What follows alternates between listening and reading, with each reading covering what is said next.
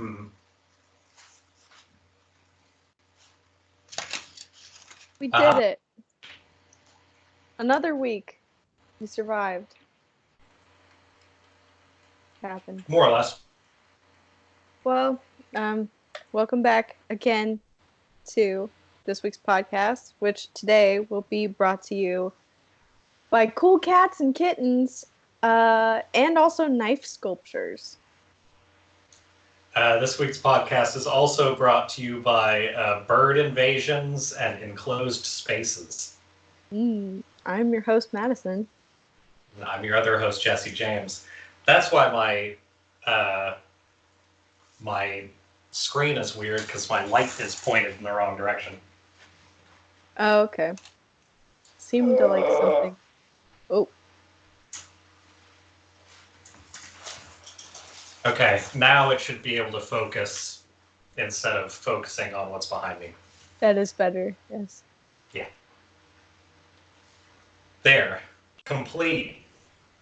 We're both doing great, so our stuff is getting started late today.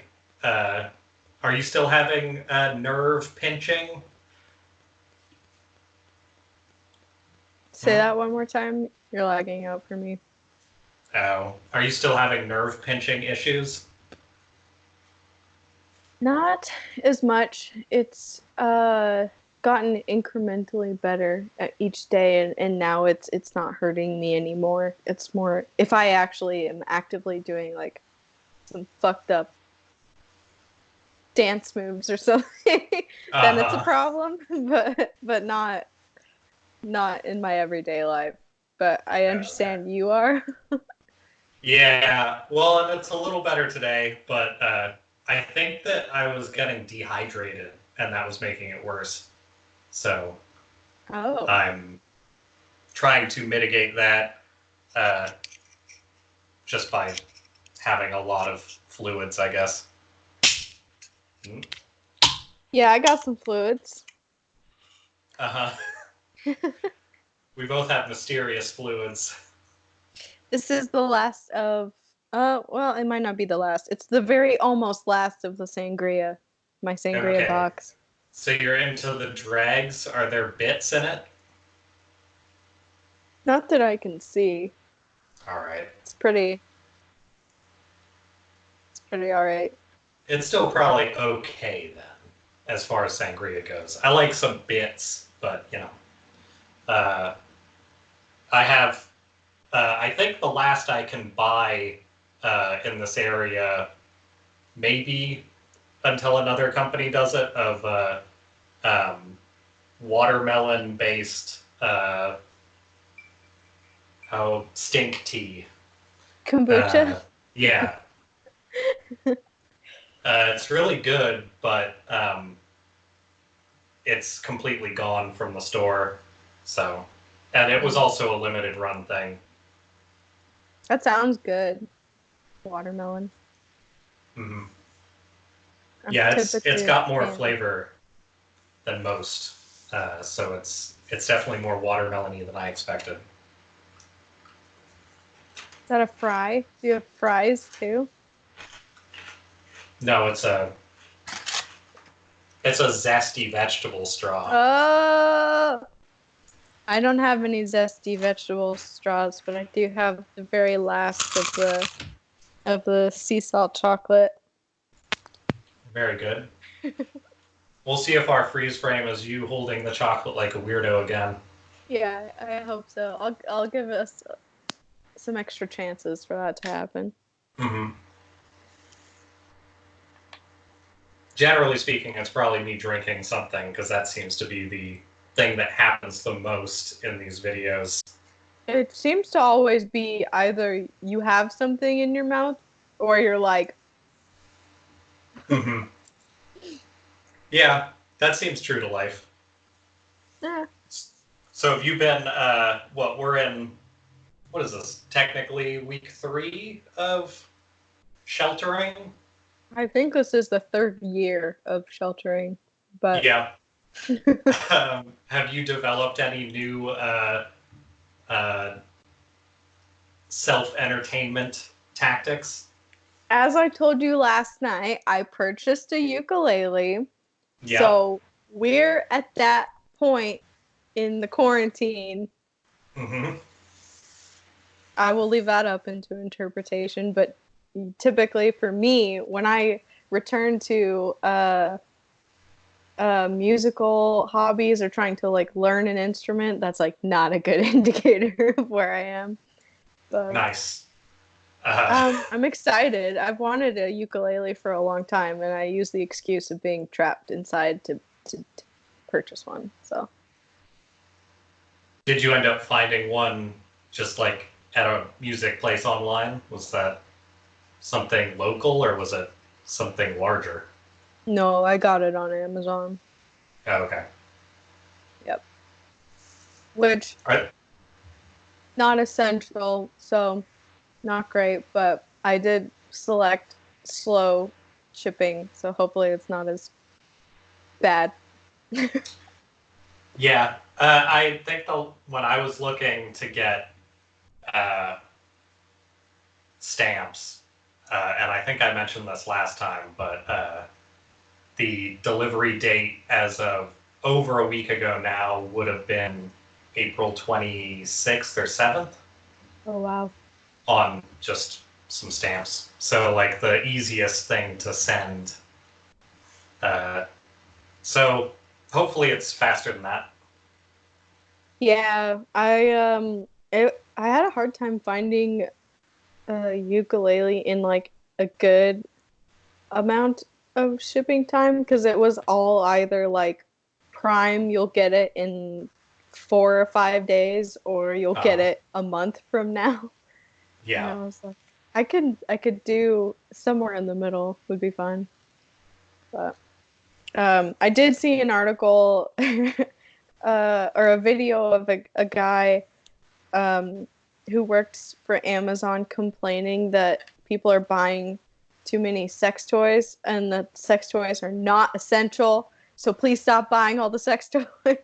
Wait, who was complaining about this? It was a video of a guy who worked at Amazon. And he was like, y'all are buying so many fucking sex toys, but those are not essential. Like, if you could hold off on those purchases for a little bit. I mean, I guess they're not essential. I mean, right now I understand why you would buy sex toys. Because specifically, they did put out that whole memo thing that was like, the best person to have sex with is yourself. Which... yeah, okay. Sounds like my... well, I guess not mine. That just sounds like the sex education system as it is in schools right now. But I feel like it's moved a little bit towards don't even do that, but you know, depends on where you live, I suppose. Yeah, but that was pretty funny. I think sex toys, much like alcohol, should probably be considered unessential but higher priority than, say, some other products you could get. Mm-hmm. I've seen a surprising amount of people talking about how they're using this quarantine time to like reconnect with their ex. And they're like quarantined with their ex. They're like trying to wedge themselves back into a relationship by getting themselves quarantined with their ex. That sounds terrible. Sounds like a really great plan that has no possible chance of failing. It sounds like a beginning of a murder mystery.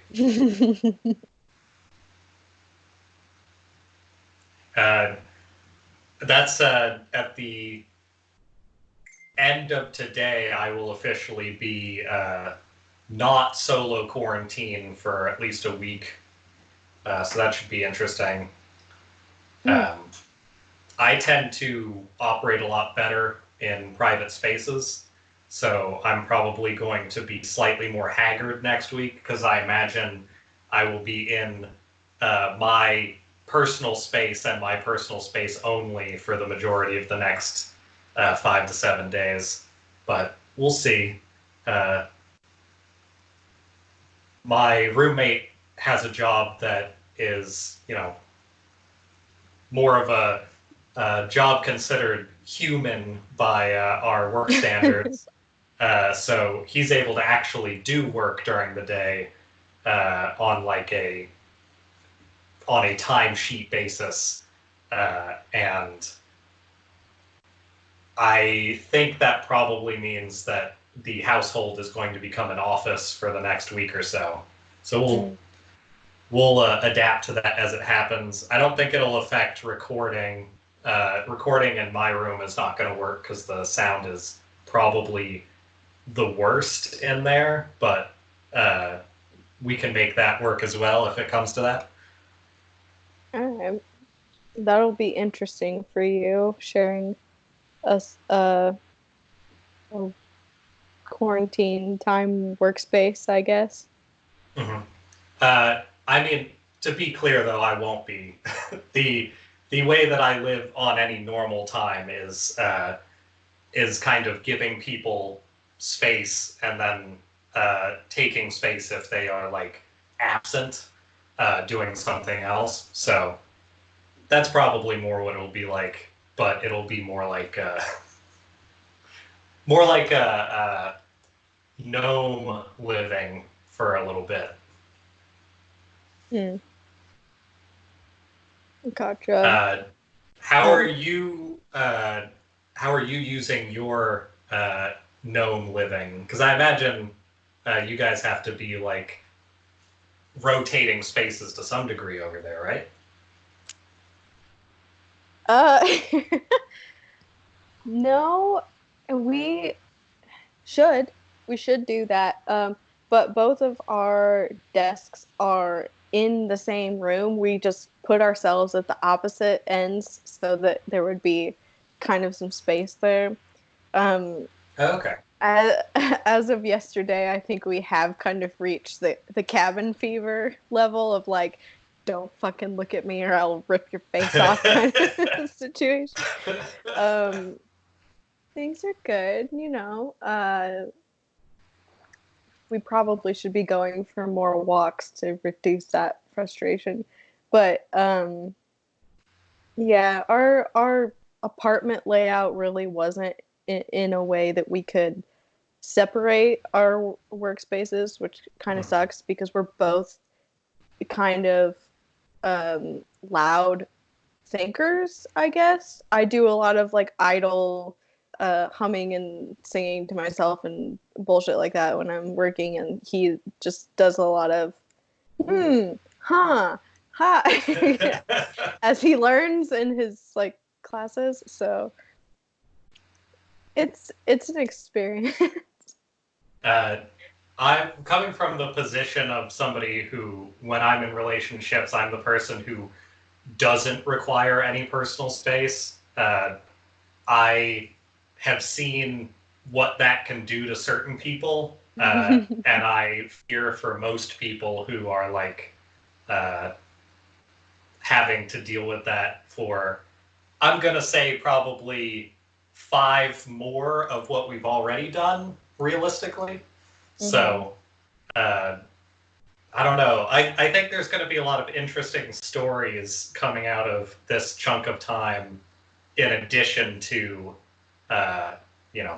certain talents. Or I think it's also an important thing to remember that coming out of this with something gained isn't actually the point. The only thing we're gaining from it is being healthy. So I think that's also worthwhile. I remember being unemployed for a chunk of time that was probably a similar chunk of time to what we're going to be doing with this. And it took 2 months probably to realize that working on the things I'm working on and also working on getting a job is enough. And it's not something that I necessarily have to then say, I'm worthless if I don't also accomplish new things that I wouldn't do otherwise. And that seems to be the opposite from what most of the messaging is so far. So hopefully that changes before people start getting completely crazy, because that will happen if that's the expectation. Yeah, when like the social distancing and working from home kind of first kicked off, the thing that pissed me off the most was all this like, here are 10 tips on how to increase your productivity at home and be like your best self, and don't get distracted in your own home while you're working, because that time is still owned by your company and not you. Like all that stuff sucks so bad. All of Instagram, I spend a lot of time on Instagram, is especially unbearable right now. It's a lot of here are 10 workouts you can do at home, which I get, like, that's great if that's you. I'm a very occasional workout person. Yeah. And by that'll occasional, see the freeze frame. yeah, I hope so. But yeah, I think that's a really important thing to just remind yourself of, that you're not a machine to you don't have to be like at peak performance all the time. Like if you gain weight during quarantine, that's fine. If you're like a little less productive, that's fine. That's not like the point of being alive. You're trying to stay alive. So I totally agree with that. Yeah. We're not under duress. We just have new opportunities for capitalistic endeavors. That's what's really happening. Yeah. And have you seen all these people with their sourdough starters? I swear to God. No, but that's interesting. If I see one more 20-something person post their sourdough starter on Facebook or Instagram, I'm gonna lose my mind. There's a lot of things I like about the like test kitchen-y stuff that goes up on YouTube. I think people getting let's say above their raisin when it comes to what kind of like home living they want to do is maybe the one downside that I see from that. Because I love seeing people cook and learning new things, but the trends that come out of it are pretty stupid. Like my family made kombucha for a fair amount of time, and so I like it. But when kombucha became a thing and people started drinking like the amount I have in here is about the amount you're supposed to drink, and I'm drinking more than that as it is.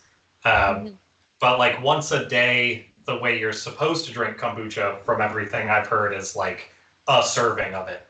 And you drink it usually like at a normal time every day, and that's how it was beneficial, was just as sort of a like regulatory, like the way yogurt kind of works, but not the way people necessarily eat that either.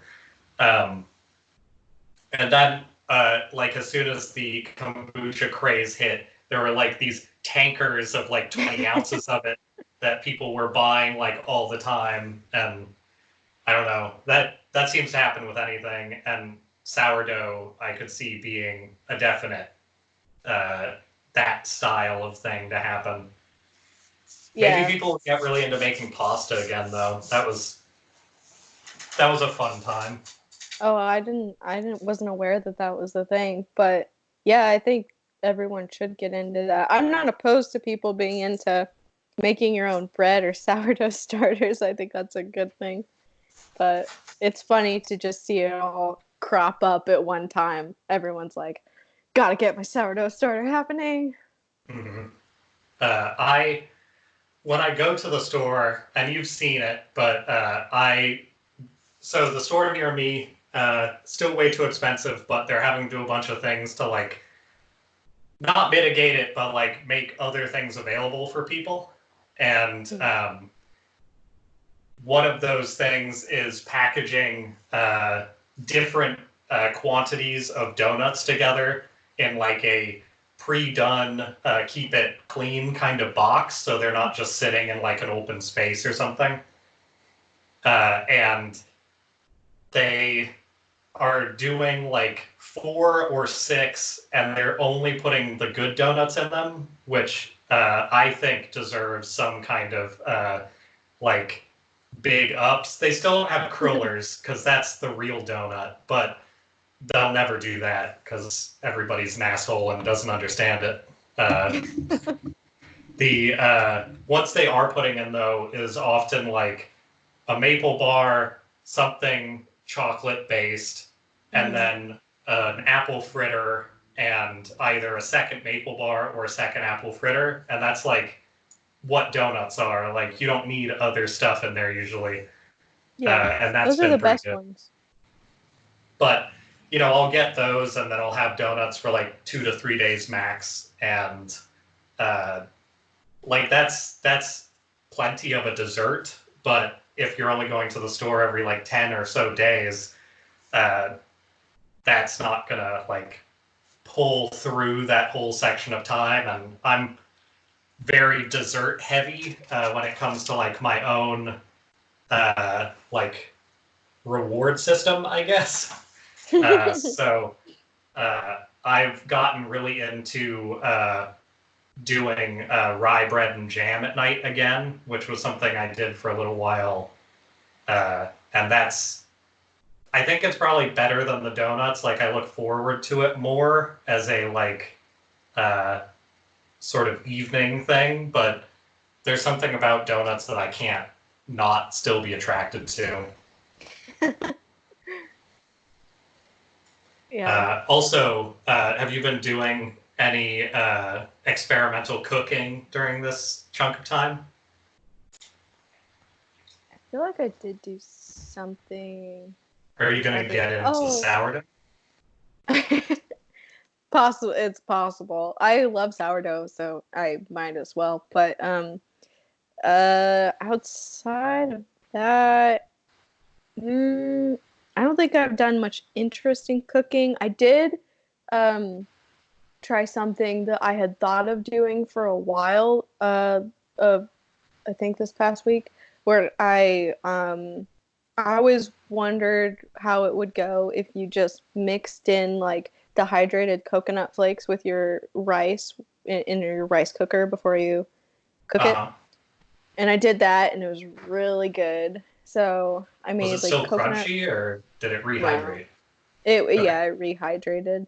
So it was just kind of it actually seemed it was pretty homogenous because like the coconut flakes sort of broke down and looked kind of similar to the rice, so it just looked like regular rice, but it was really good and obviously super easy. And then I took that and then made a fried rice with it, but it was like curry powder, like a curried fried rice sort of. And that was pretty good. I was not sure what to do with that because like I wanted to make fried rice, but I was like, what kind of fried rice would be good mixed with the sweetness of coconut? So yeah, the only thing I can think of is shrimp, and that's hard to get a hold of. Yeah, I didn't have anything like that, so I just mixed. I think I did like a fried egg and some curry powder and like garlic and onion powder kind of thing. So. Do you want a good? I don't have dried coconut flakes, I don't think, but I would try this if I did. I might get some.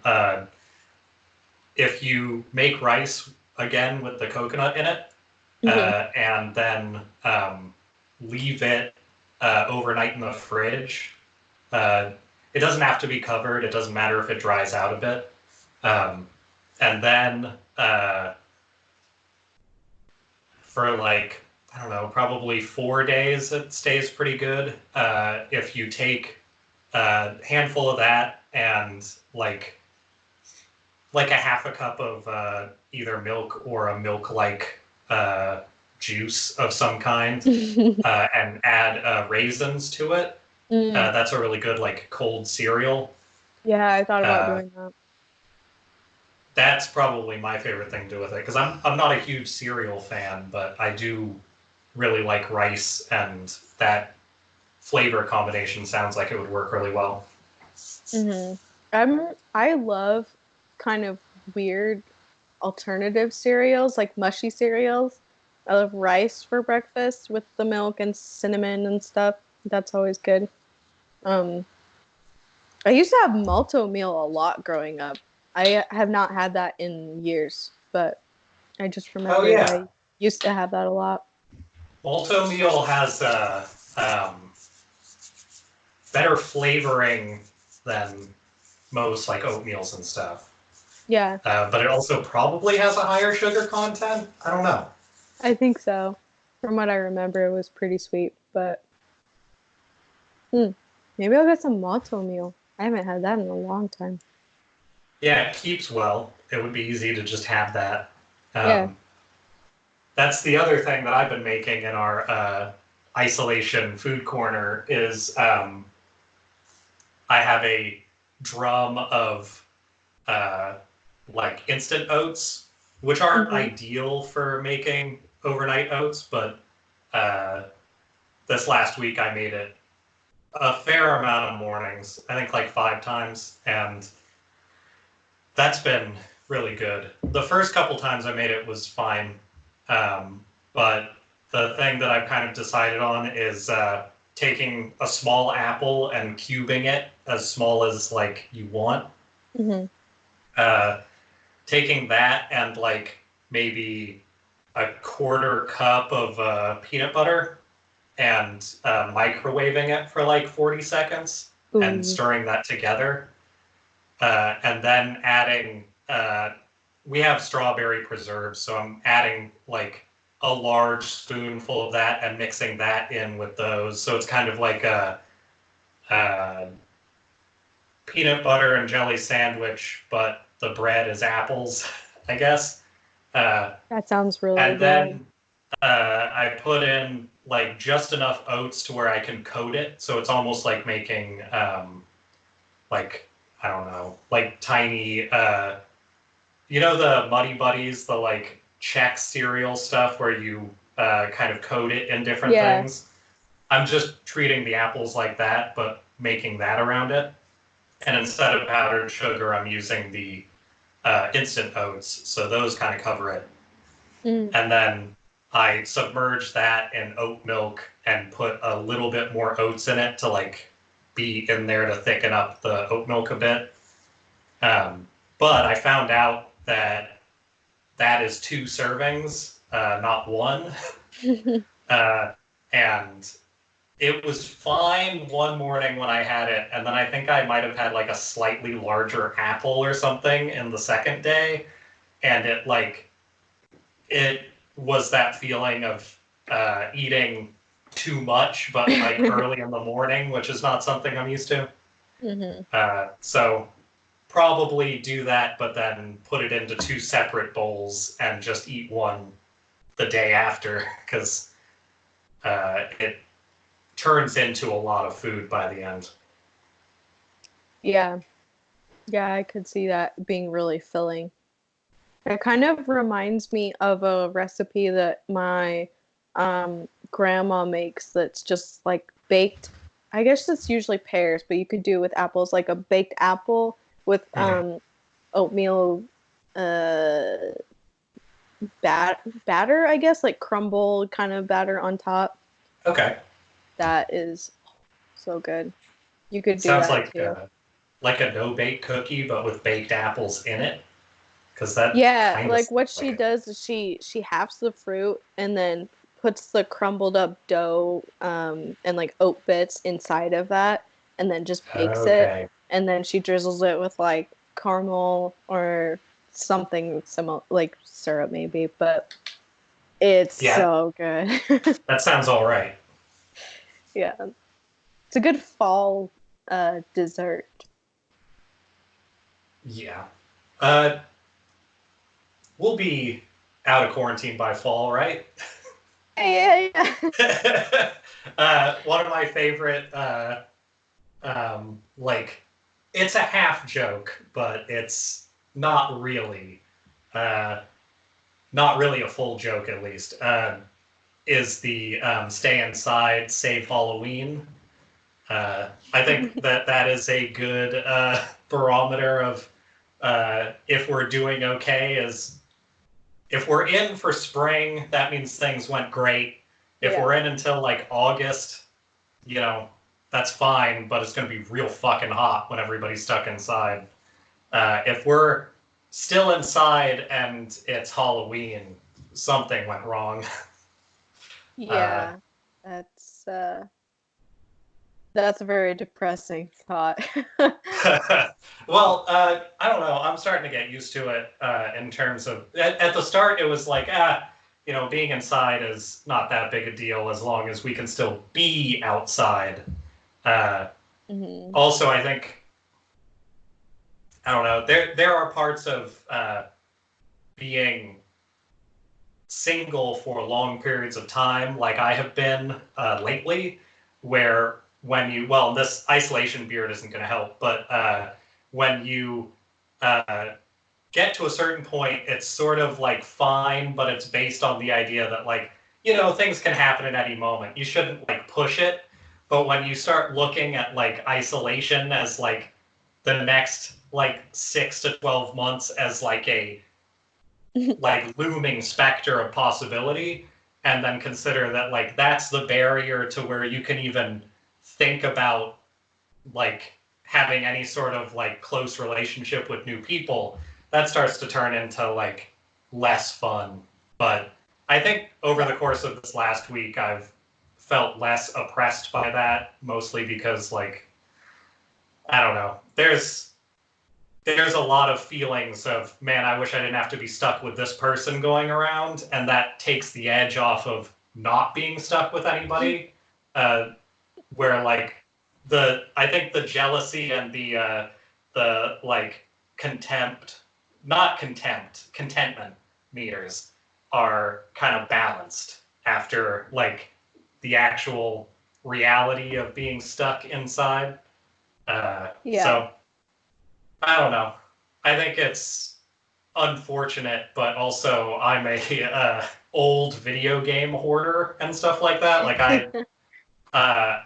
I think collector is a better term, but I'm not going to put that in people's mouths. I have a library of like, I don't know, probably 20-ish games for like 4 older systems.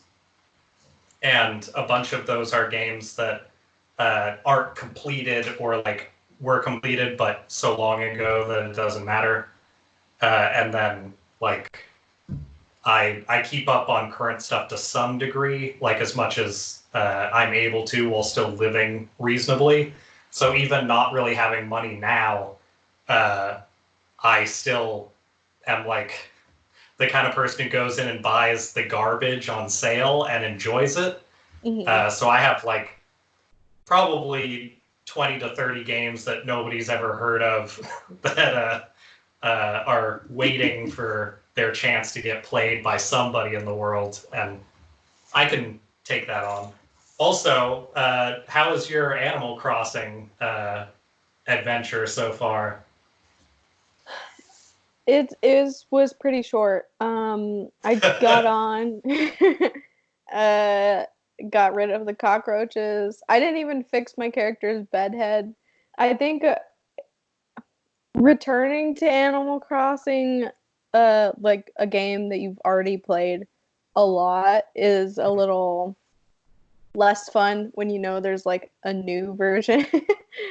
And it's a little more boring. It was more boring than I was anticipating, because I love Animal Crossing, but I was just like, there's nothing new to do here. So yeah, I have the 3DS Animal Crossing, and I looked at that and like checked out my town and realized that if I'm gonna play it, I need to erase it.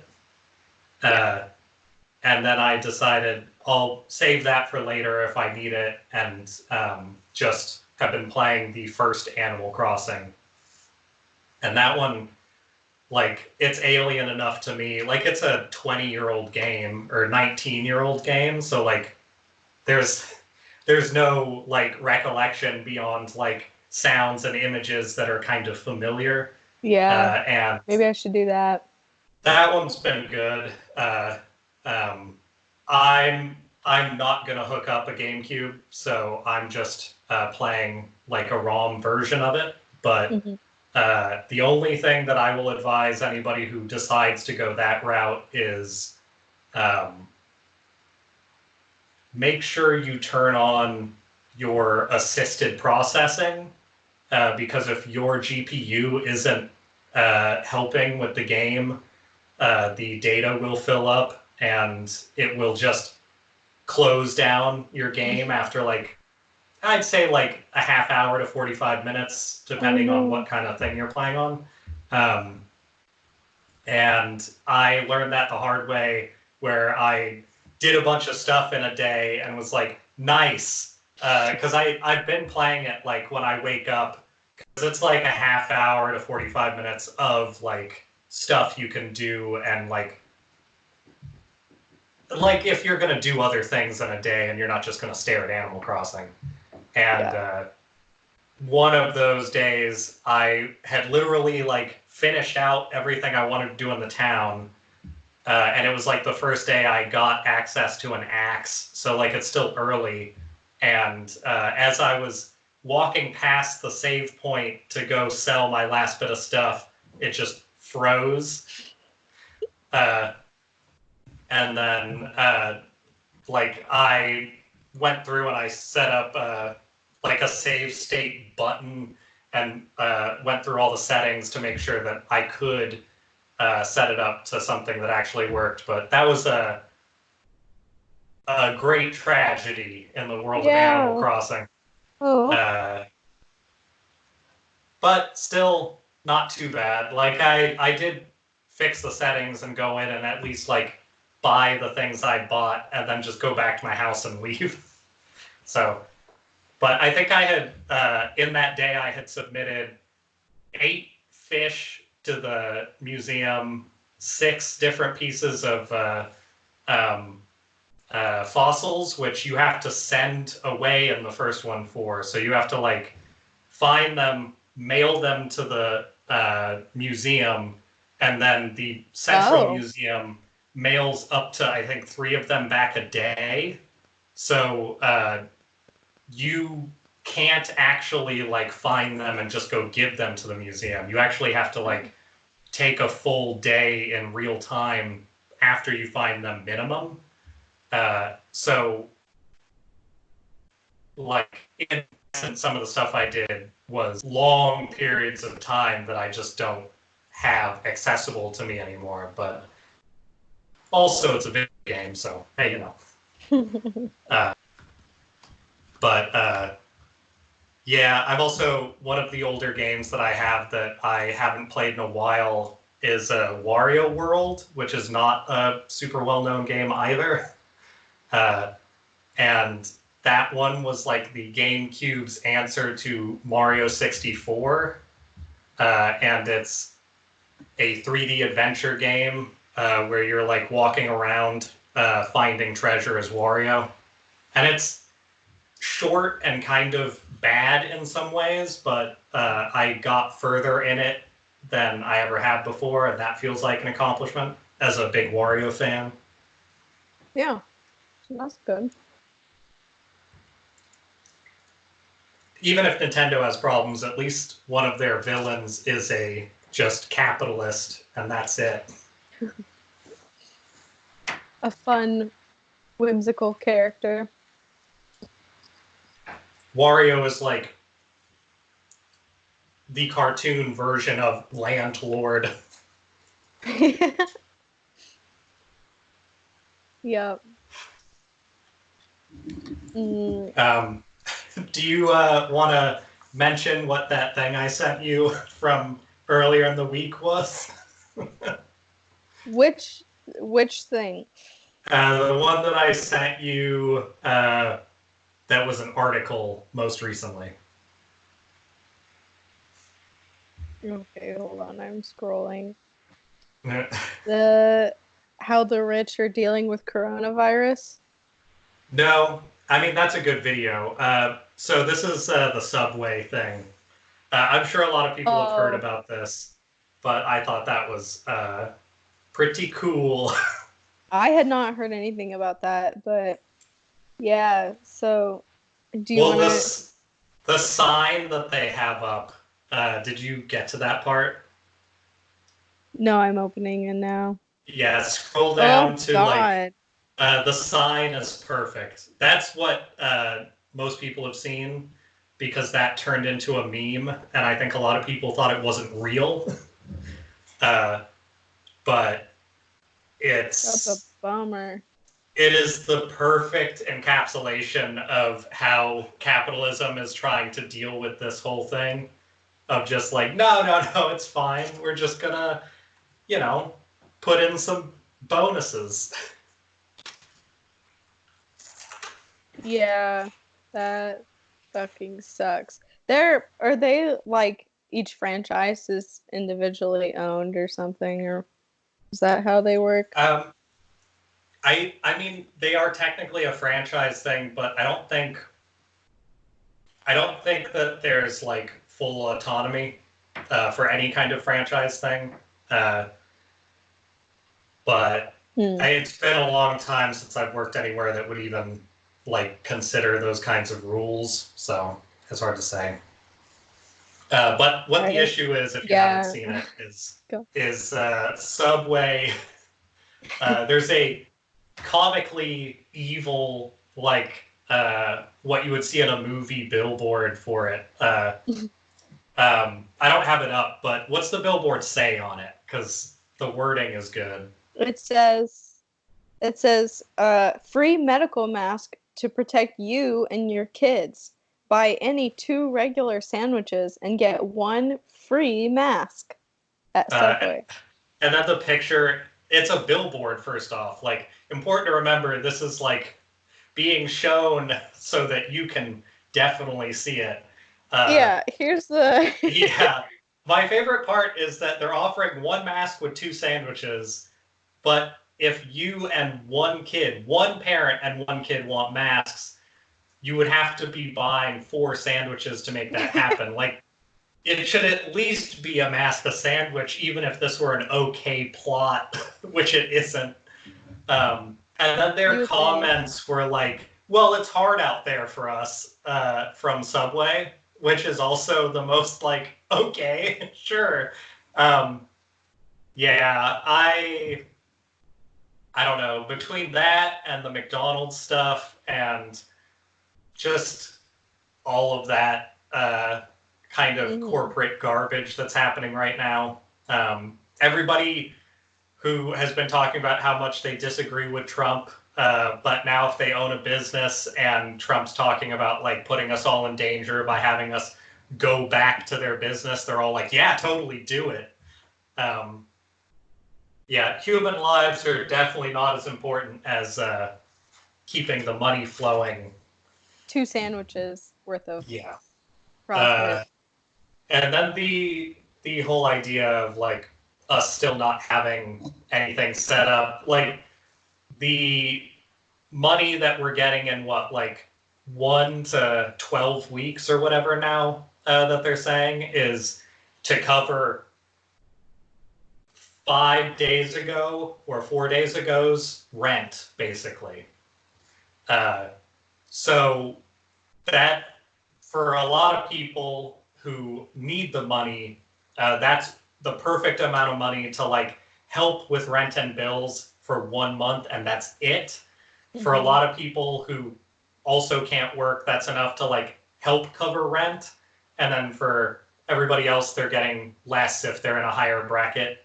So like, who cares? But it's even more so because of that, specifically people who are like at a disadvantage to stay like in a home or employed or any of that stuff or safe in general.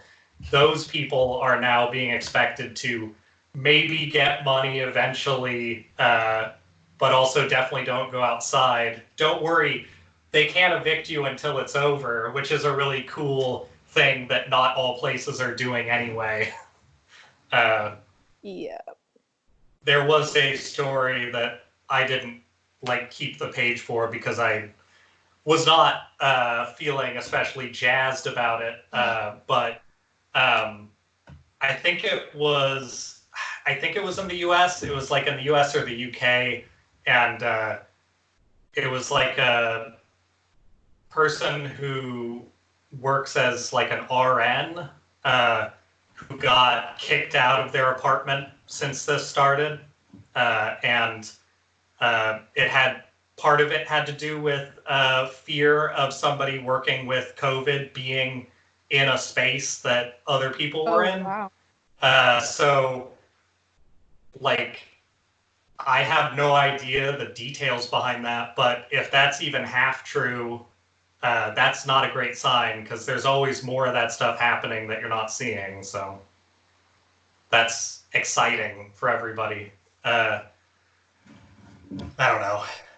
Yeah, I've seen it's a all couple perfect. of it's all exactly how it should be. I've seen a couple of photos of letters from people's landlords circling, making the rounds on Twitter, and a couple of them have been basically to the effect of like, hey, we realize things suck right now, but you're still going to be expected to pay your rent. Like, make sure you do that. Like, it's just kind of staggering how entitled and stupid that is, but well, and a lot of people know at least one person who owns and rents out property, so like I think it's easy for people to be on landlords' sides as like a general like, well, I know them kind of thing. Like I knew a handful of people who were doctors when I was younger, and at least a couple of them, or at least members of their family, would be like, well, we can't have socialized medicine because then that's going to screw over all the doctors. But then as you like actually look into it, that's not how it works. Like it would require adjustment, but like other professions go through adjustment all the time. It's just that it's harder for people who are like running things to be pushing like a fear campaign against something that isn't healthcare or getting food. But like you see that messaging now where they're pushing not being afraid of anything that they would normally say be terrified of, even though like now is the time when that should be like talked about, if anything. And instead they're just like, I mean, it's fine. We don't need to make this stuff free or accessible. And then ignoring places like Taiwan that are not only making it free and accessible, but also like there's just places making food for people just because there's like hardship for everybody. Like there's places like that in the US, but it's all like people who just decided that that's something they technically could do and care about other people. And the difference between that and like organized government caring about people is vast. Like they're the ones with the resources, so they could actually do something where we can't do shit like most of us. It's interesting to see. Yeah, that reminds me of the photo that you sent me, or the meme that you sent me earlier. I can't even remember. Which one? I feel like I sent a few.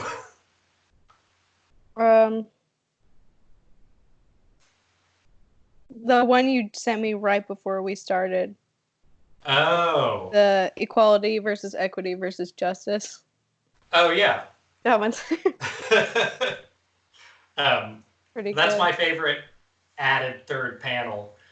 Yeah, I'll post that on when this goes up so everyone can enjoy that. Yeah, I feel like the best thing that people could do while they're stuck in their homes is maybe actually pick up like some Marx, or pick up some like socialist or communist writing and just see what it says, as opposed to believing all of the things about how it's like childish and all of the like no real people believe in capitalism garbage, because like all of that messaging is meant to make you feel like it's infantile to appreciate something that is actually humanitarian, which if you pay attention to anything, that is also how most corporations try to treat you, and that should be a red flag for anything. I'm going to send you a quick picture, actually. One of my favorites. It's sort of a found item. This one doesn't have as much visual necessity, but I do enjoy what it is. Okay, Jesse just sent me a photo of a DVD from FedEx that says, "How to talk to employees about unions, what to say and how to say it." And under that it says, "Unions are unnecessary." A video series. Yeah, like there's reasons why all of that stuff is downplayed, and it's because humanitarianism over monetary gains is not anybody's goal in like larger business, which sucks. If you ever feel like living in like negative world for a minute, you should look at Jeff Bezos's Instagram. His Instagram is just posts of him doing like humanitarian efforts, and that's it. It's just him like giving food to poor people, like images, and like there's like his messaging for like global warming is to put pictures of like Earth up and just have something under it that says like, we really should do something. Oh yeah, you just found it. Yeah, we really should do something about this, and then like nothing. Like there's no mention of the fact that the amount of capital he has means he could absolutely do something about it if he felt like it. But it falls very in line with the whole Zuckerberg getting crap for like going and talking in private to all sorts of like specifically conservative leaders. And then when people asked him about it, he was like, well, you get good ideas by talking to other people, you should try it. And it's just like, that's a bad answer for what you've been doing. After the 2016 election, that might be the worst answer for what you've been doing. Also, like, after their, I guess, according to all the tech people I know, it was just a hiccup that during, like, pivotal moments of the, like, Bernie campaigns and stuff, they would just not have anybody's, like, posts from outside of Facebook show up if they were from, like, you know, certain places on the internet. And it's like, no, it's just it's scanning to make sure nobody does anything, like, incorrect with, like, our guidelines. And then that stopped happening. Like, it's easy to say that you just fix the problem, but the problem doesn't make a lot of sense in the first place. So, I don't know. That's like half conspiracy minded, but given the track record of Facebook, I'm not so sure. Yeah. Cut to Joe Biden being credibly accused of sexual assault as the prospective Democratic nominee, and 2 weeks later, still like no mainstream outlets are talking about it. Yeah, nothing. Yeah. They've all flipped back over to the why hasn't Bernie dropped out yet shit. That's pretty cool. They're completely ignoring the fact that his campaign has stopped asking for any money. All they're doing is fundraising for places that need it during the COVID outbreak. Mm-hmm. All of his addressing, like, the public is specifically informational about COVID. Like, using a platform for something that's like purely altruistic when you have a pretty like uncertain future in any of your like personal stuff. But that's nothing. Like, he's still evil and socialist, so we shouldn't listen to him. It's real shitty. Yeah. Also, Jayapal in Seattle has been getting demonized a lot, and she's like Bernie's main supporter. That's also really fun.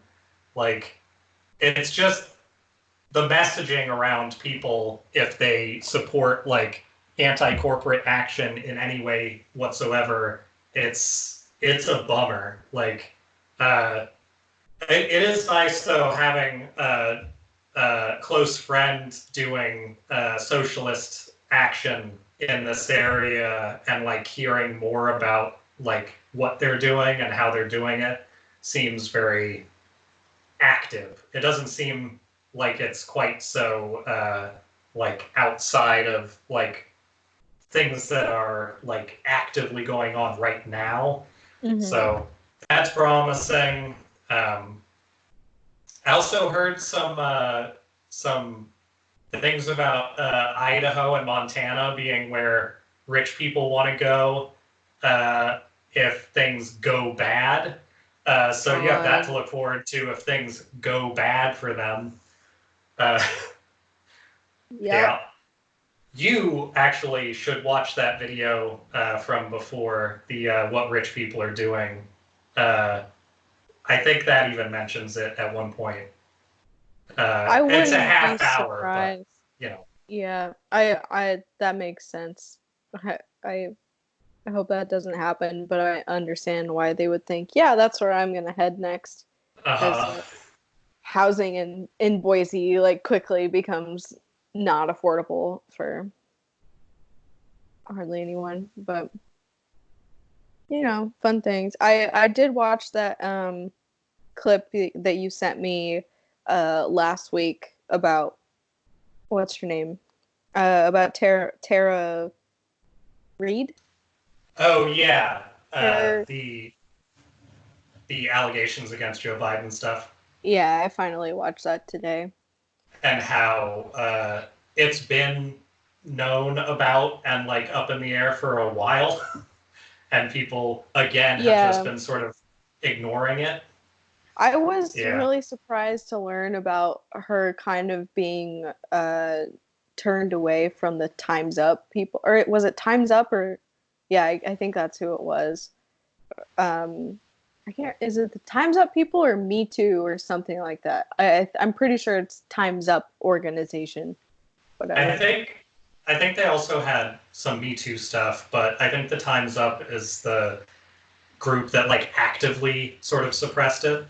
Yeah, and yeah, she went to them to try and get their help, and their response was, "We can't really do anything as a nonprofit because he's a politician. So if we do anything, that's going to be considered political, and that's like against the rules." Yeah, you bet. So, like, I don't understand that at all. Like, you really don't think that you should be able to speak out about probably one of the most like politicians, probably the most abusive and abhorrent group of people that exists as far as like women go. Like, yeah, it's like politicians are probably only under the top level, and the top level's like corporate assholes. Yeah, and that's about it. Like, if you're not going to speak out about them, like, what are you even doing? So you took down Harvey Weinstein, like, great, that's one dude. It's literally everybody else. So yeah, that was really disappointing. I also liked.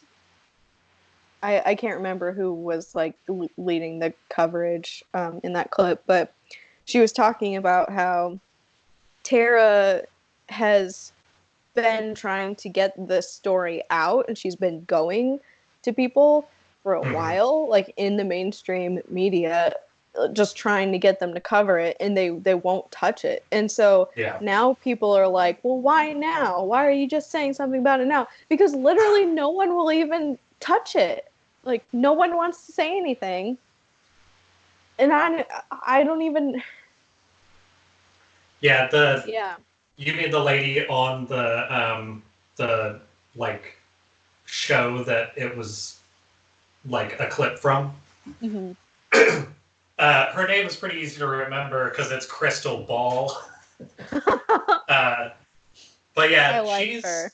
she's pretty good for like reporting, and she's like a real asshole about stuff, and I kind of appreciate it because it sort of got that same impact of whenever like Sanders has been approached by people with like completely needless questions or something, and he's just kind of like, I don't know, who cares, like that kind of stuff. Yeah. It's got a little bit of that flavor to it, and also she seems like if you were going to school with her and you didn't like each other, she would just be a complete asshole to you. And there's something about that, and like, you don't see that many of those people that are left leaning. You usually see them on the other side. So I appreciate having at least a few of those people that are willing to just call people assholes and not feel bad about it. Yeah. Yeah. So let's see. I guess kind of on that topic, I will say growing an isolation beard, this is not the topic. This is a side note because I keep having to like touch my face. I am kind of using this, but also I've been in this house and extremely clean for long enough to where if something's going to happen in here, it probably already did. So, but the I was going to research this more, but I started researching it and realized that it's pointless. So there's a place that has started like really ramping up their YouTube advertisements, and I've only seen it on YouTube. I'd heard of them before, but it like picked up in like a PragerU way in the last like week and a half or so, and it's actually a place that's been around since 2000, so a year longer than Animal Crossing. And it's the Epoch Times, which is like a super right-wing like newspaper, I guess. Familiar, yeah. Yeah. Just as general backstory, it is a group that I want to look more into for the future, and if there's anything interesting, I can talk about it. But the gist of it is they're an anti-communist group from China, and they had like an American Chinese wing or something, or they migrated over at some point to New York and started printing a Chinese newspaper in New York called the Epoch Times, and then they're like incredibly right wing and incredibly religious, so they aren't like at the forefront of anything, but they're basically they're basically a slightly more respected version of something like a PragerU, where they will just put whatever spin they feel like on something and act like that's the absolute truth. Mm-hmm. And they have some articles that they even talk about in their ads that are like halfway towards Pizzagate shit, but it's like only against like Democratic like officials and stuff like that. And apparently it's been a problem in like, I want to say it was like October of last year, it looks like. They got removed from either Facebook or Twitter or something like that. I think it might have been Facebook because they were doing advertisements that were made to look like they weren't advertisements from them. They were just like giving people these weird like right-wing talking points, but like in things that looked completely separate. So they were doing like weird coercive advertising to try and like sway opinions on right-wing talking points. And now there's like another like unaffiliated group that's doing essentially the same thing on Facebook. And it's a different company, but it's like entirely made up of people who work at or worked at Epoch Times and got let go and now just have a company that can post on Facebook. So that's about how useful Facebook is for mitigating any of that stuff in like a real way. That's like there's people who repost all kinds of like Alex Jones stuff and things like that on Facebook, but like Facebook doesn't allow Alex Jones, but people like Paul Joseph Watson who work with InfoWars constantly can just put InfoWars articles on there, and that's fine. So like none of that like self-censoring shit for company stuff matters. It's just like sort of a way to make people be on your side about it. Mm-hmm. And Epoch Times is now doing some kind of big like YouTube push. So I don't know. I'm mostly bringing it up because I'm concerned about those places ever since PragerU especially like got so big. And like I still talk to people who don't see why there's a problem with like the IDW people, like the philosophical shitheads who are basically just trying to sell you like eugenics and stuff like that, but not saying eugenics and trying to relate it to fucking like your dating life or whatever. Anyway, I want to keep an eye on that because that one seems like older, more experienced shitheads doing shithead stuff online. And hopefully those ads don't continue, but they are also, if I can find one of their ads and send it to you in a way that doesn't completely destroy my YouTube account, I will, because it is like the most speaking to your grandparents thing ever. Like it's a guy sitting at like a clean desk with like newspapers holding up stuff and being like, see, and we talk about this, and then like setting it down and picking up another one, and it's just like, and also for Jesse's grandpa, we have this. It's kind of insulting to watch, so I want to try and show you that if I can, and I think that should do it for my angry at politics like main ideas, so hopefully that can wear down a little bit because I don't want to like only talk about that. But I do have some other topics, but if you have anything you would like to talk about, we should switch to you. I have I was going to say lighthearted, but I don't know if it's lighthearted. I have like a kind of a break topic. Well, I do have a question on my list that is, so now that Joe Exotic is popular, I want to hear what you think about it because I was very surprised when that came up. I didn't know they were making a show, but also I kind of thought that was old news because like the stories were like during the summer and before. So I want to hear. I bet they have more information because they had to fill out a show. So I would love to hear about that.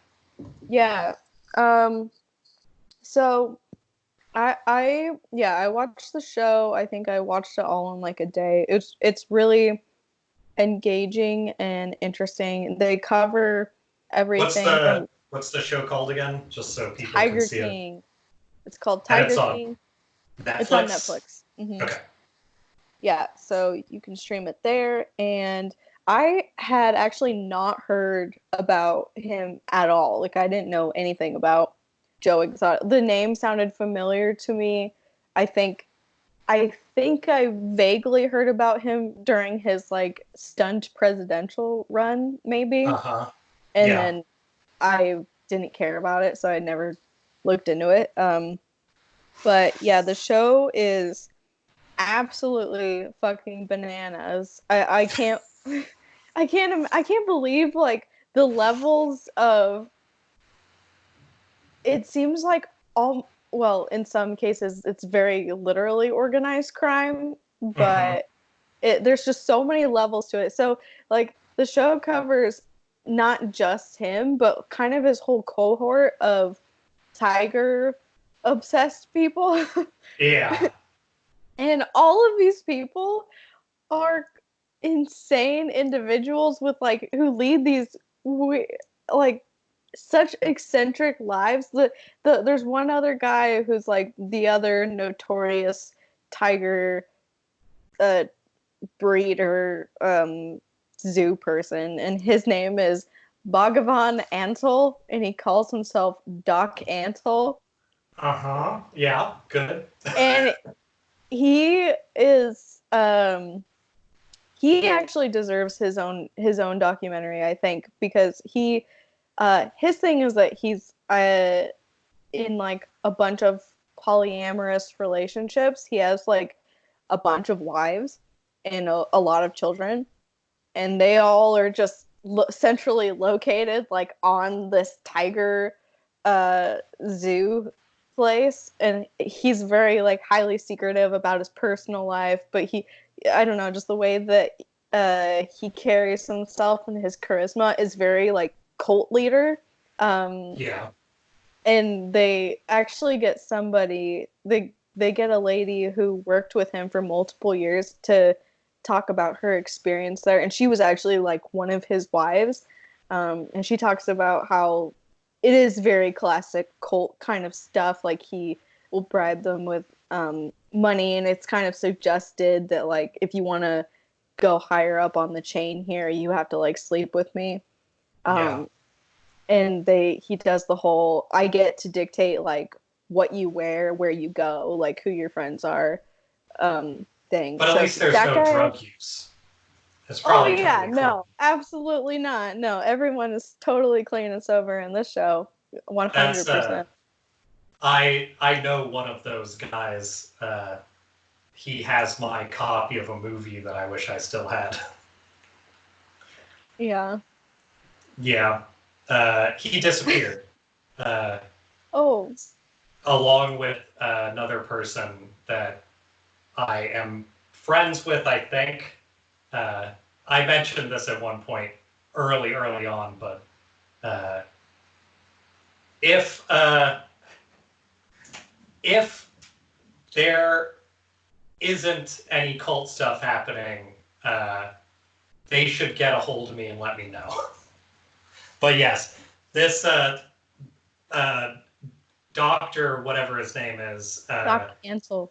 yeah, there's a lot about him that reminds me of this other dude. Uh, Hmm. we may have maybe a Squirrel King or something like that somewhere in Seattle area, but who knows? Yeah, that's concerning. Yeah, keep an eye on that one. We'll need some updates there. But um yeah, I had never heard about Joe Exotic, and there's just so much to it. His character, or not even character. I mean, you have to talk about him like a character because he doesn't even seem like a real person. But he's a gay cowboy from Oklahoma who is self-obsessed and charismatic and obsessed with tigers.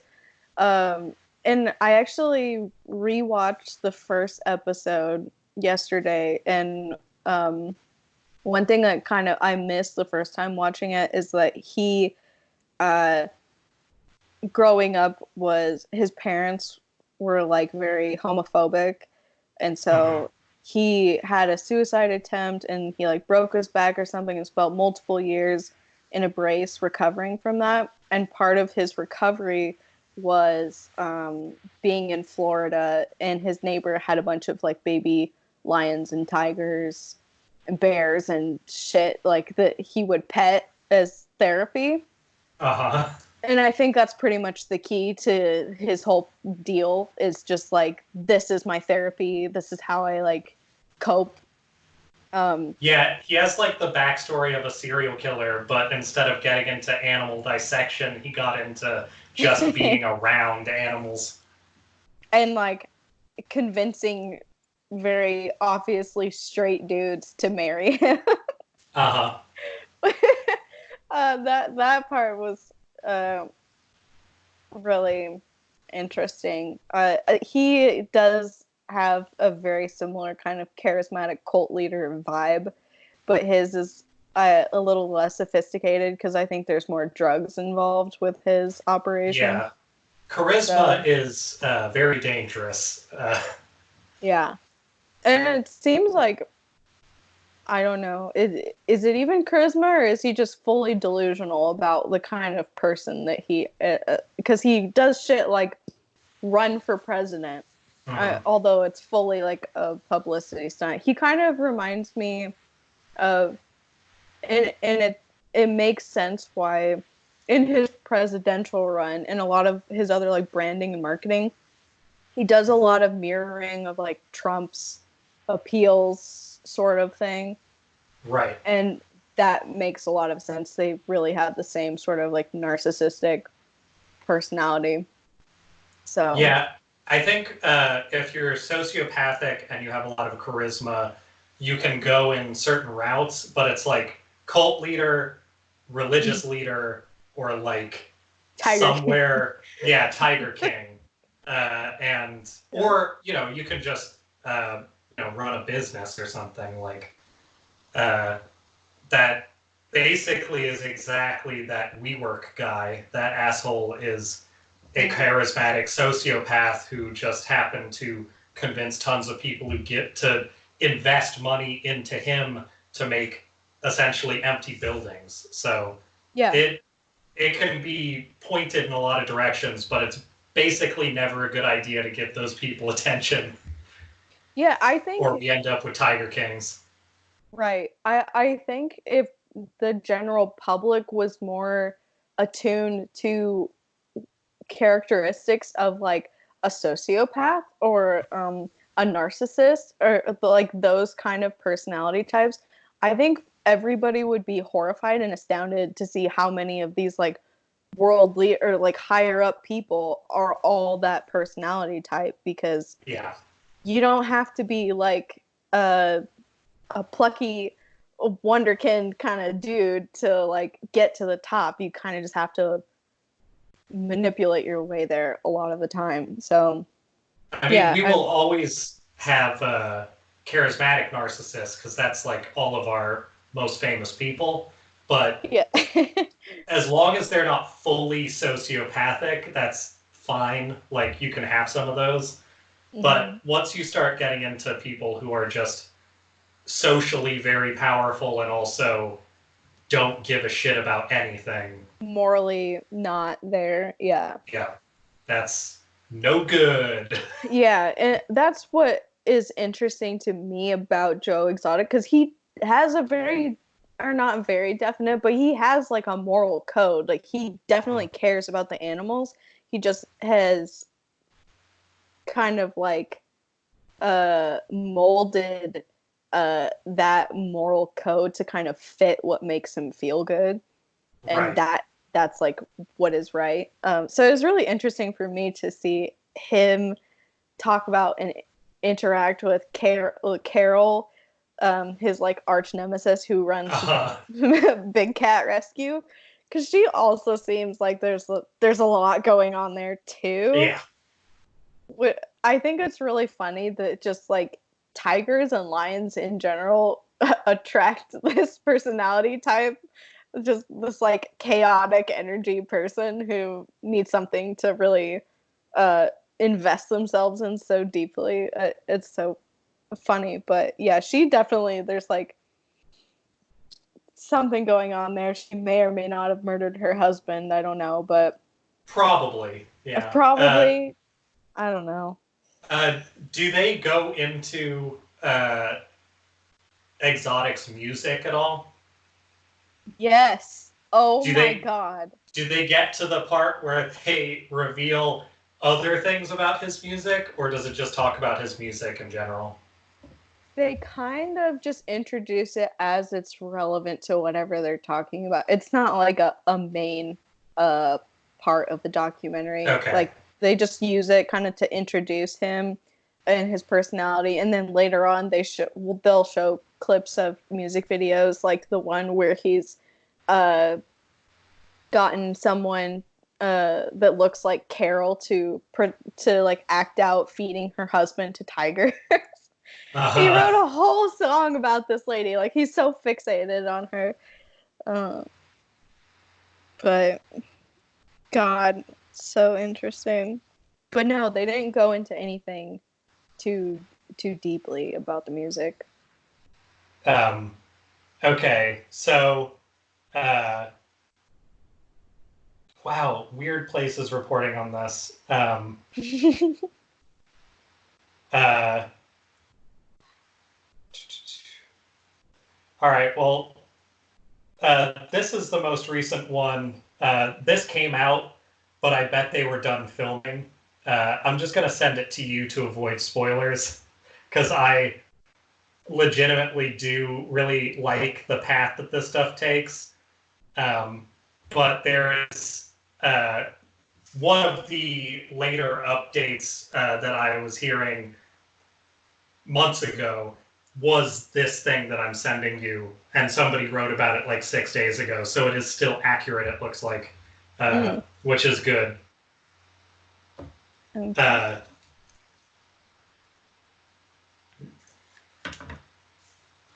All right, it should be there. Oh, I mean, I could have told you that.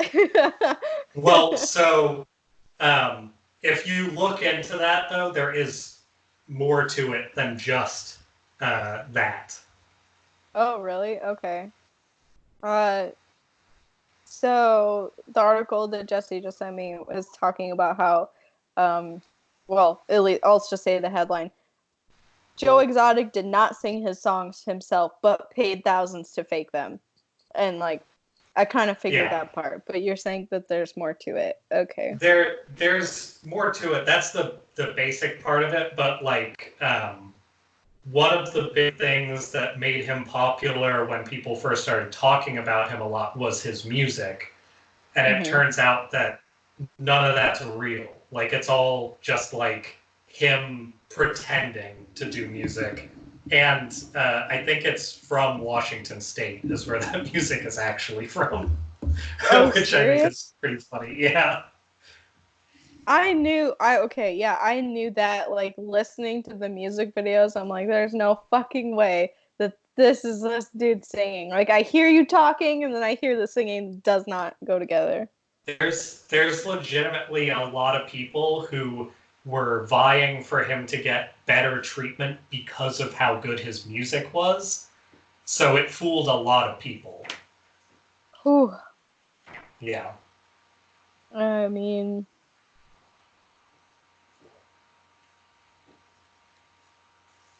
wow. Yeah, that's But so it's worth watching is what you're saying. Oh yeah, absolutely. Watch Tiger King. If you haven't by now, you have time because we're all quarantined inside our houses, and it's definitely worth it.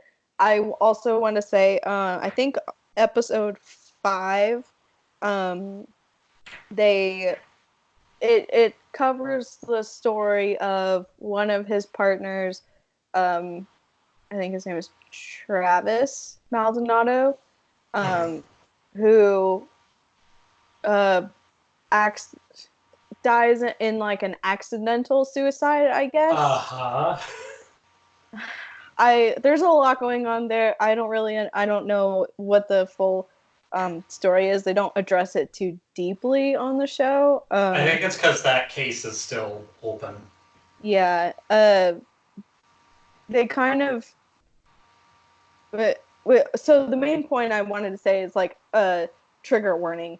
They show a video not of him not of him shooting himself, but they have the security footage of somebody's reaction to him shooting himself like right in front of him.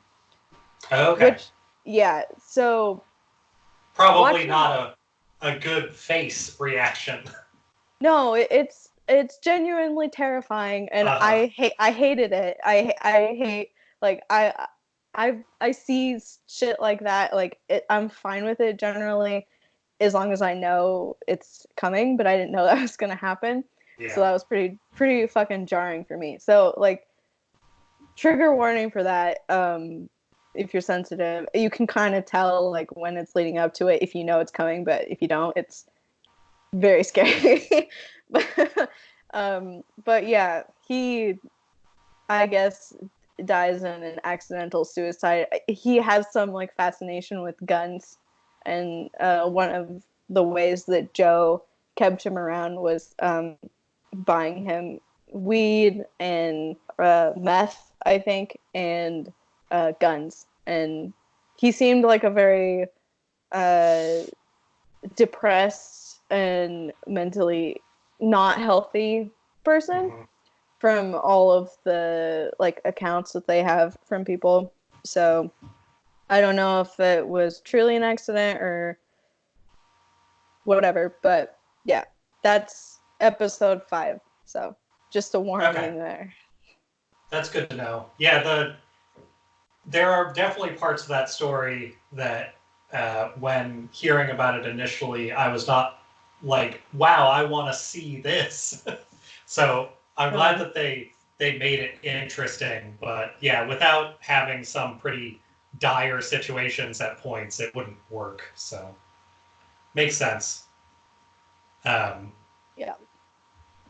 and that I actually one of the questions I had was also if you had media recommendations in general, also. Mm, Uh, yeah. So definitely Tiger King. There's that. There, I believe a new season of Killing Eve is starting on the 12th. So if you haven't seen previous seasons, I think that they're on the BBC website to okay. stream. And I love, love, love that show. I think it's incredibly well done.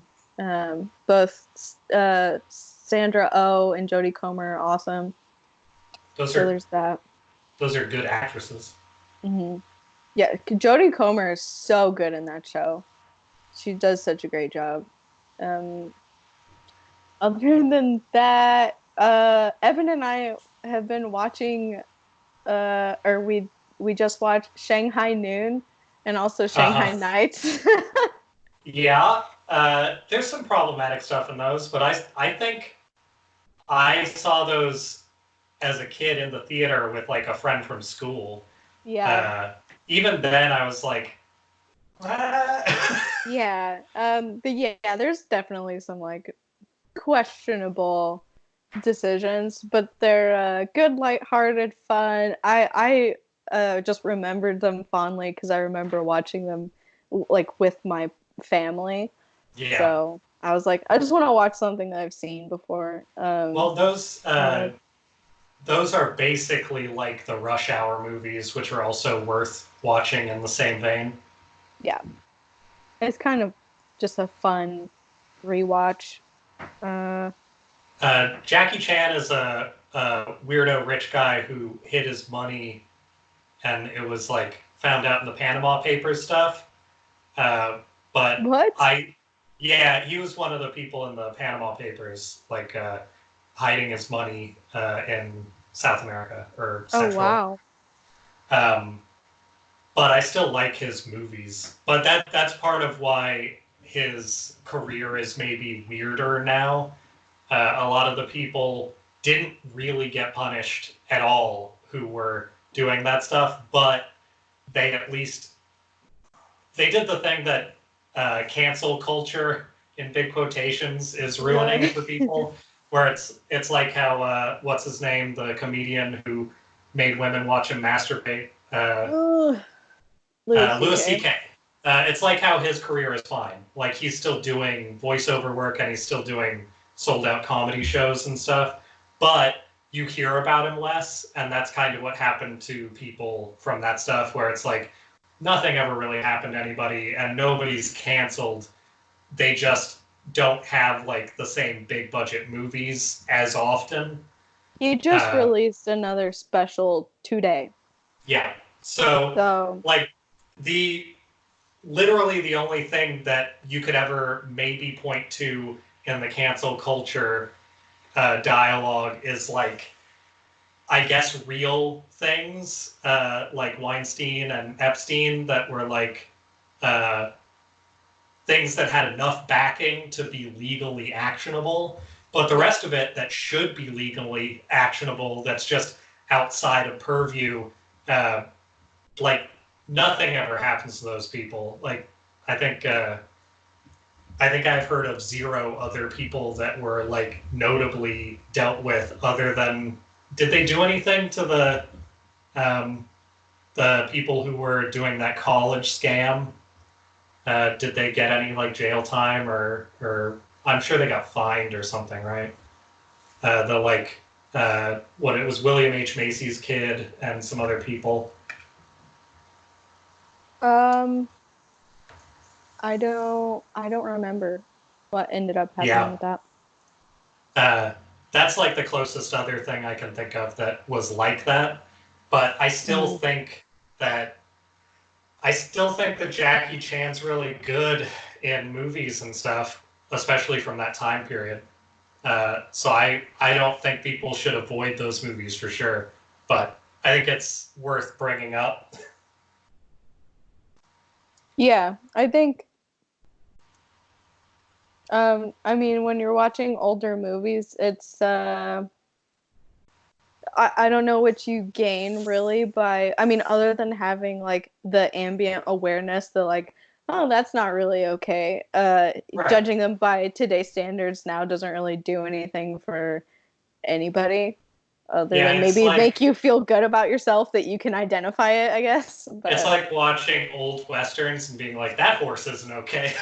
Or like that movie we watched last night where they threw sticks at fucking rabbits. Oh like, my god, they probably killed like so many rabbits in that movie. That movie was interesting, but whenever I watch older movies from like, especially countries that were slow on the uptake of animal rights stuff, it's rough. It's also rough because the U.S. used the lax stuff from those countries to like benefit from it as well. Oh yeah, because of course we did. Oh yeah, to really go full circle, both Joe Exotic and Doc Antle have had like tigers in tons of movies, like recent ones, like the Jungle Book remake. So, I mean, yeah, it's still happening. I guess capitalism works, and also, do you have more recommendations that I will be less likely to ruin somehow? Oh, okay, yes, I do actually have one thing. This is not media, but I just want to make it known. This is kind of a palate cleanser, perhaps. Okay. I believe you've probably seen this guy's work before. So a few days ago, I was on Twitter and I saw this artist. I think his name is Jan Håkon Eriksson. He's Norwegian, and he does. Would you say? I think sculptures. I guess I'm sending you a video of his work, but to describe it, what he does is he makes videos of himself destroying balloons. Okay. God damn it. I opened it and now there's balloons exploding in my ears and I can't even find the window. Okay. But he creates like contraptions with knives and balloons in which like he'll do something and the balloons are popped. So I'm sending you. I think I know exactly who this is. So I'm excited to see. A lot of his videos, I think, are short form as well. Yes. So this guy, a few days ago posted on Twitter that he had to go to the hospital because he was doing some like workout, I think aerobics or something, and he was bouncing on something and he fell onto one of his knife sculptures. Uh-huh. And had to go to the hospital. And he's fine. He only had like some stitches that needed to be done. It could have been so much worse falling on that fucking knife sculpture. Yeah, this is the guy I was thinking of, and I definitely also recommend it. That guy's stuff is really, it's hard to watch that and not enjoy it, even if it's not like necessarily your thing. It's much more ridiculous and much more like he could be doing this in like your Office Space kind of videos. My favorite is that when he's like standing there, this is not good for a podcast. He's T-posing with he's like T-posing, a knife helmet. And he's got a bike helmet with like 2 knives sticking out horizontally, and he just turns his head and like bobs balloons in front of him and behind him simultaneously. It's so good. Definitely watch that. That's a great like fun time. Yeah, those videos. And yes, really good. It is art. Definitely, and he's done a lot of them. Yes. So there's no shortage to find. On a similar token, but there's much fewer. I think you can probably find it if you go to YouTube and look up like bad music ketchup robot. Those things are rewatchable and fantastic, where it's little ketchup bottles with like robotic like wheel attachments and like spinny arms to like make the ketchup fall into the top. And then some of them have like squeezers to shoot the ketchup. Oh, I have seen this. Yeah. And then they play the like Universal Studios theme over it, but it's done with like a really bad slide whistle and stuff like that. Those videos are forever old, and they will never not be fun to watch because it's just the most ridiculous. One of them has a tiny ketchup robot that looks like it's trying very hard and just fucks up. That's probably my favorite one. Yeah, those are good. That's my media recommendations. Let's see. I know I have some. I was going to recommend a series, but then the series ended up being partially about if we don't get enough people into this large area with a lot of other people every day, then this other person won't get enough energy and they'll die. And it's like just close enough in theme to where it doesn't really work for isolation that well. Has to do with curses and stuff like that. But there are, I don't know, there's so many shows that you can watch. I feel like recommending TV is going to be kind of pointless for me at the moment because I'm not watching very much. I'm mostly like working on other things. But what I can recommend is if you use Instagram or if you just have the internet, both the Fry Art Museum and the Seattle Art Museum in Seattle are doing like, so the Seattle Art Museum is doing a thing where they're having speakers kind of lead you through a painting. I think once a day they're doing like a painting, and I want to say they're like 15-ish minutes, where it's basically just a, why don't we think about this one piece today, and here's somebody who really likes it explaining like the history behind it and like what about it is interesting and stuff like that. So that's a piece of like media that's worth kind of getting into if you're missing that kind of activity. And then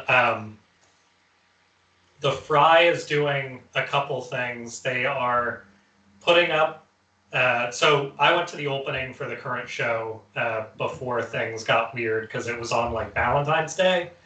And that show has a video component that is extremely unsettling, surrealistic, and horny, I guess.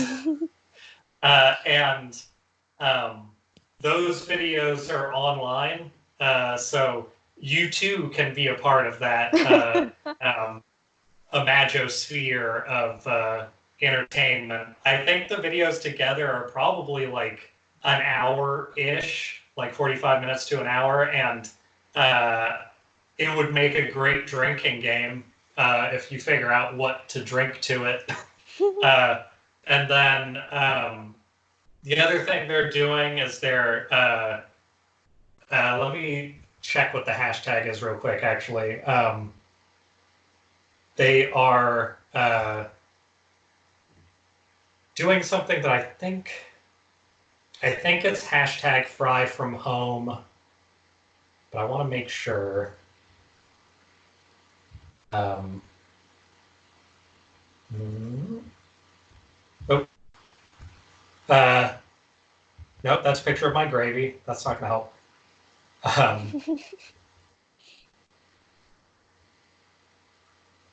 Yeah, so Frye, Frye, is the name of the museum from home. It's intercapped, but I don't think it matters. Nobody's going to hold to intercapping for a hashtag. But they are offering through their Instagram at Frye Art Museum and through their website, they have their main permanent collection. They have all of the pieces up that are like in a downloadable and just generally viewable capacity on their website. And they're encouraging people to download all of their paintings and then try to recreate a version of their paintings with like household objects or like just posing and then put those up and stuff. And that's been a pretty interesting thing to see. They just started it, so there's not very many yet.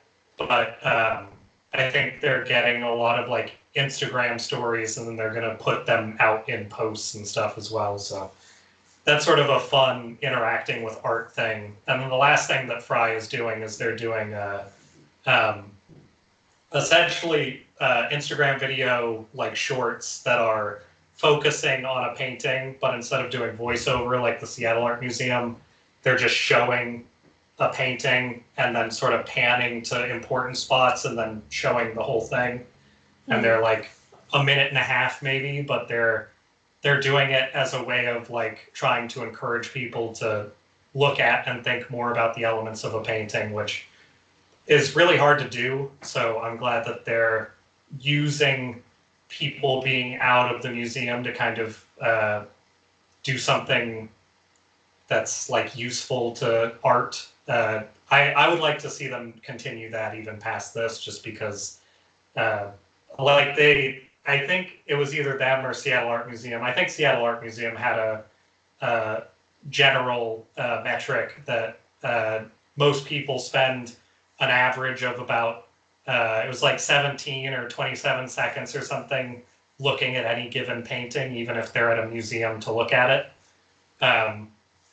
So that's part of why I think Seattle Art Museum said they were doing their series as well, is because showing something and explaining it for like a while forces people to actually like think about what the painting is instead of just seeing if they think it's pretty or not, which is sort of how people interact with art on a day-to-day basis.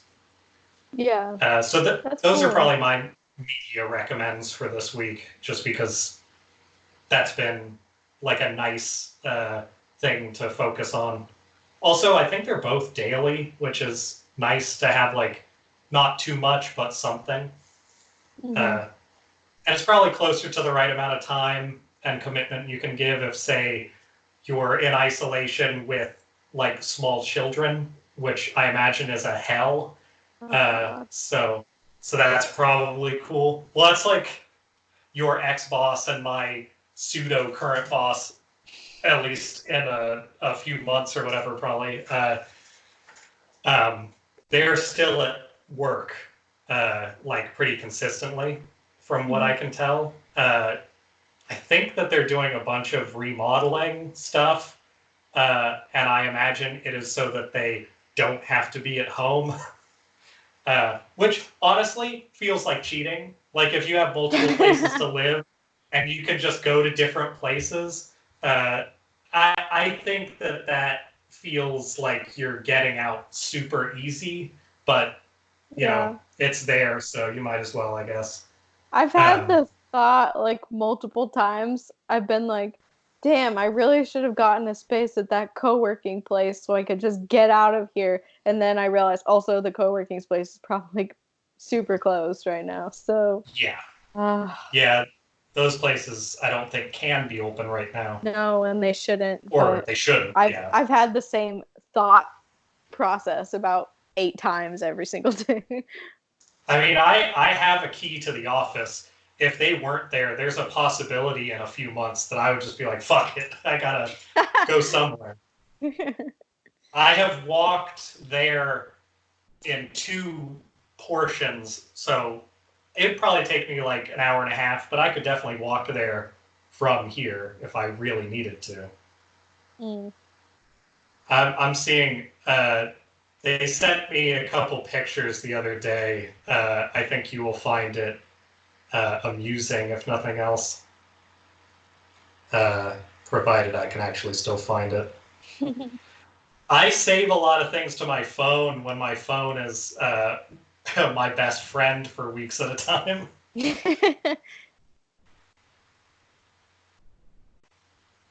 Yeah, my camera roll is very full of stupid things. Oh, I have to. I'll have to like post a link or something to this. But this was also one media thing that was cool. Gosh, I can't remember who did this, but there is some like AI application website thing that is making the rounds right now. But it's like you upload a photo and it converts your face into a Renaissance like painting, and it's pretty cool. I did one and I thought they did a pretty good job, actually. I mean, that looks pretty much like me. Yeah, that's not bad. But you can you upload it and it does like the painting, but then you can like select different styles. And that was pretty cool. And so, what is that called? I am looking for it now to see if I can find the creator or the link.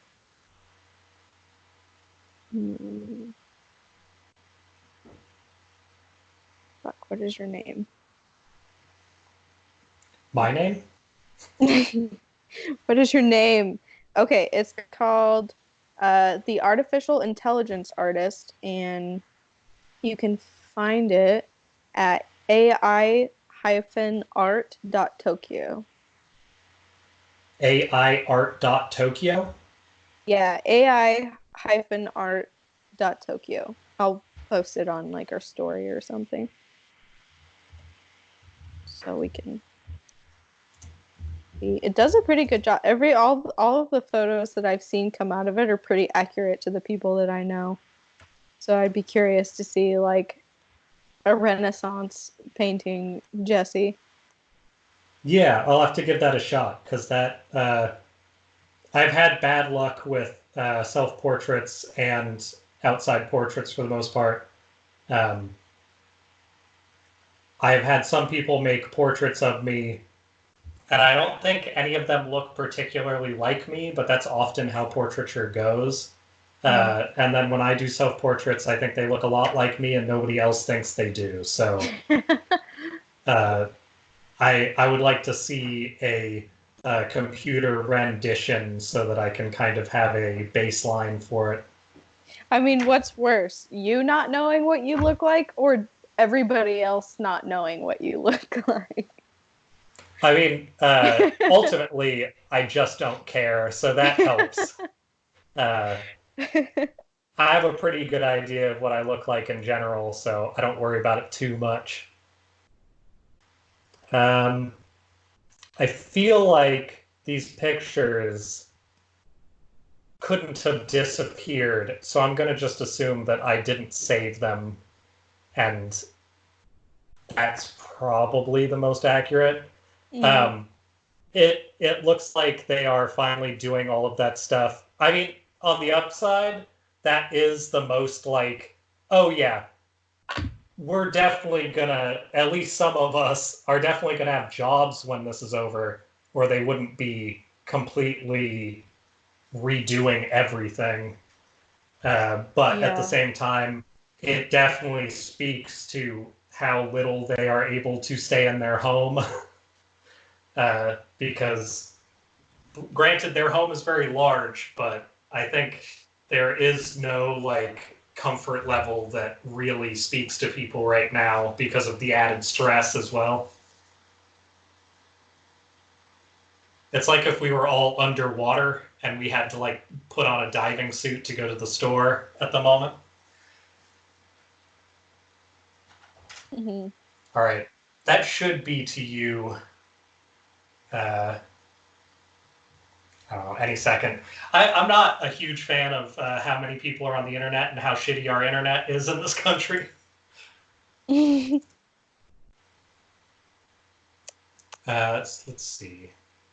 Um, that question kind of goes along with other stuff we've already talked about, but have you had any new discoveries of self while you've been stuck in your own space for this long? um, I mean, buying a ukulele, I guess, is a discovery of self. But that's that's an event in itself. I guess one thing, I think I actually tweeted this a few days ago, but one thing I was kind of surprised at was, and I think I've probably said this on like last episode too, but as a person who deals with a lot of like internalized stress and chaotic depressive feelings, I mm-hmm. didn't I didn't think that this situation would really affect me emotionally, because this is, I mean, like job wise, this is pretty much how things are normally. Um, so but I didn't think that just the situation of not being able to go places or other people, like the general ambient sadness, would be a Yeah. problem for me. I kind of thought that, oh, like now everybody's going to experience a little bit of the anxiety or kind of just general gloominess that I feel sometimes. And I didn't think it would be a big deal. But it turns out being like mentally ill does not necessarily prepare you for a pandemic. And you Yeah. are just as susceptible as everybody else to feeling kind of bummed out about it. Like, um, I have seen a lot of people saying stuff like, "Oh, well, my anxiety has prepared me for this my whole life. Like, it's so weird seeing all these people panic over not being able to stick to their routines, because I've been going to therapy for years and dealing with this, so it's like not a problem for me. And I guess that's great for you, but like, I'm not having a good time right now." So, Also, like if you're feeling totally normal, I think that's just avoidance. Like yeah. I I am mostly recognizing that uh, all of the circumstances of this I'm totally comfortable with, except I'm already just generally germophobic, like I've said. So like I mean, it makes it easier to go to the store less. If I go every other week, then like I basically go to the store, buy a bunch of things that are in packaging, wipe off the packaging, and take a shower, and I'm pretty okay with that. Like it's not the worst.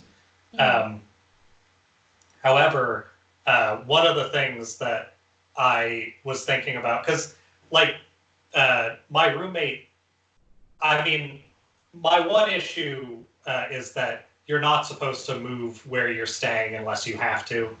Uh, But at the same time, my roommate's been sheltered with his boyfriend for the duration of this so far, and has like shown up for a few minutes twice to like grab things that he needed, but that's like it.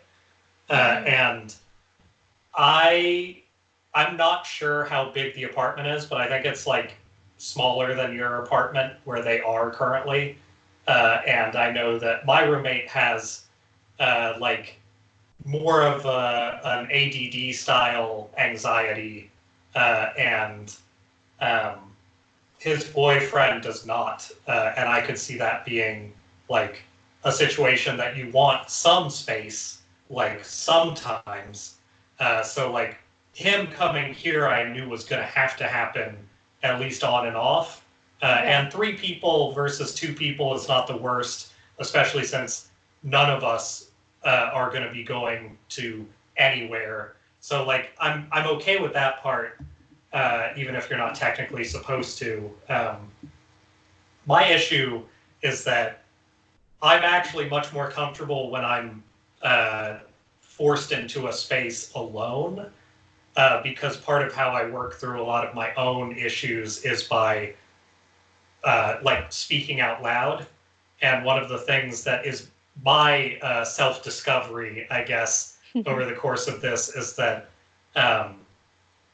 constantly being on a bus, like in my normal life, or being in like transition, or walking around like Seattle without anybody else, I wasn't really fully aware of why it was that I liked to be alone. And like if people wanted to come do something with me, I had to like keep that time very specific and then separate from them to like go do something, or have like more distinct guidelines, or else I start to get like antsy. And a big part of that seems to be that my way of inner monologue is all based in like pictures and scenes. Like I don't imagine a conversation within my own head. I imagine ideas, and then I have that conversation with myself as a separate thing. So like I'll wake up in the morning and I will essentially be talking to myself until I do something else.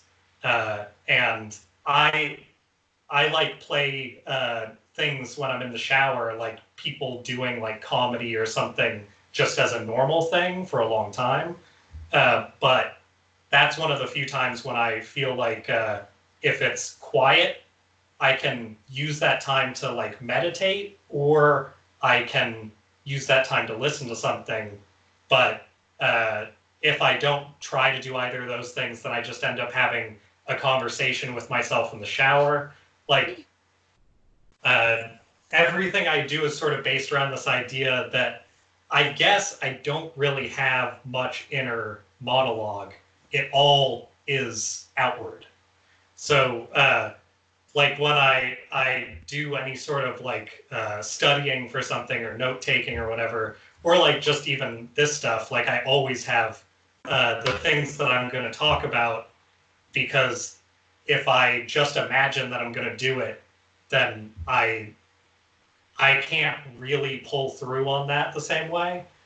And that would all be totally fine. I'm fine being a weirdo if I didn't have the main part of my anxiety being performative. So I can't talk comfortably in front of large groups of people. I play music, but if there's nobody else doing it, I'm not comfortable. Literally the only thing that I'm comfortable doing in front of people as like a group thing is painting, and that's it. That's the only thing I've ever actually built up those muscles to do. And I think that I would probably be better in a hole with a lamp and some materials talking to myself like a crazy person than stuck in a house with like a wife and kids. That's like the ultimate nightmare to me is unless I was like incredibly comfortable, I just couldn't do it. So that is sort of my self-discovery over the course of this, is realizing that there is a huge amount of trust that I have to have in a space before I am willing to be in any way myself, and that's a hard thing to actually find. So I'm interested to see how this next week goes, having a second person here, but I think that the most likely outcome is me being in true isolation for this next week, whether it's my intention to or not. And I'm curious to see if I can overcome that, or if that's actually just going to be how it works. And it'll definitely be interesting if that's how it works, because I don't know what that looks like yet, but probably a lot less cooking and a lot less like even keel and a lot more like deep dives into dumb shit, like on the internet. Yeah. Let's see. That's more of a comment than anything. Oh, good. What's your opinion? Is it bizarre? It is pretty bizarre. It looks like for the most part, are they just cleaning? Or are they actually remodeling? And I think they're rearranging. My guess would be they're probably updating our computers. That's what that one picture looks like. But I would guess, based on the owner, that they're probably arranging things so that she can have private space, because ever since she remodeled that building to not have private space, she has been talking about needing private space. I'm actually kind of curious to see, depending on how long this lasts and how weird it gets over there, if when we go back, provided we go back, which I think is still pretty likely, but who knows, I would not be surprised if one of the spaces where we currently have equipment, or me potentially, is now a space that she is in, and the things that I'm doing maybe live in a different place, or something along those lines. Not that it's intentional, but I do feel like karmically my entire time there of like, I think in like a week from now, it would be 5 years. Maybe. Oh, really? Maybe it already is. Maybe it was a week ago. It's the middle of this month or next month, or this month or last month, rather. But it, up until like maybe 9 months to a year ago, my ability to actually like sit down was severely limited, and the option of even having a chair that like is a real chair and having that chair guaranteed, as opposed to if nobody else is using it, has been real rough at that place. And that's part of why my back is mussed up more often, is those tables aren't tall enough for me to use, which is why I would have to construct little tables out of other shit. But now there is a table that technically works okay in the back of the building, that is newer, but it is in like unheated, like temperature controlled areas that other people have to use. So it is the, essentially it's the put this person in a closet, but a really big closet. And I'm curious to see if that through line continues now that things are set up in a way that kind of benefits me and my ability to work. If that's just going to be like pushed a little further, because I could see that happening pretty easily. Yeah, you'll have to send me photos. Yeah, whenever that comes up, I'll definitely update you as to what happened. my preference would be if they just cleaned everything really well, but I find that to be less likely based on their decision making in the past. Yeah, I do understand the attraction of just changing everything as opposed to just cleaning it very deeply as is, because I'm that kind of person as well. I'd rather Right. move all of my furniture than just improve things. That Uh, is typically an anxiety thing as well. So that would huh. make a lot of sense with our boss, my boss, your ex-boss. That workplace is sort of treated like a haircut in some weird ways. Yeah. So I Will we could get see bangs that. this week or not? Maybe. Yeah, maybe. I don't know. We'll We're see. gonna give That's ourselves bangs in the closet in the dark. that's by far my most satisfying and longest lasting job. So I would like it if it didn't change too much, Yeah. but we'll see. It won't matter if everything goes super poorly. Then we'll all just have to like figure out what money means again because all of it will belong to rich people. Mm. But that's only like half different from what it is now. So You know. Yeah. Mm. yes, I'm uh, I'm I'm just looking through my list to make sure that I am not leaving off anything else that I wanted to talk or yell about. well, I know there is one more topic because it wasn't touched on last week, but I don't want to do that till the end because I feel like that's a more considerable topic. Mm. Okay.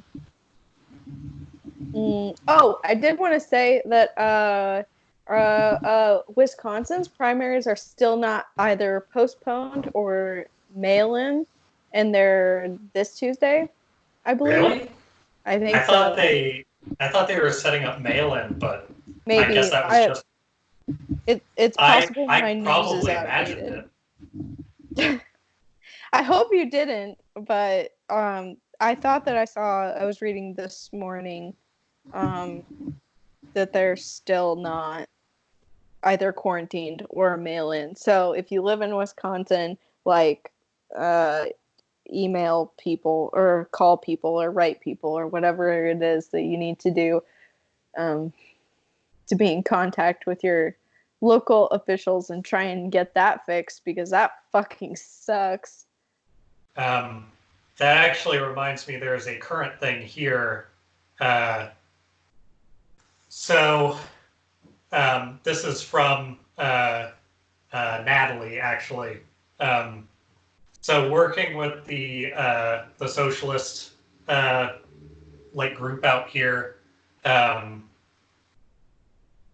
so apparently, Washington State isn't taking e-signatures as a way of doing like petitions.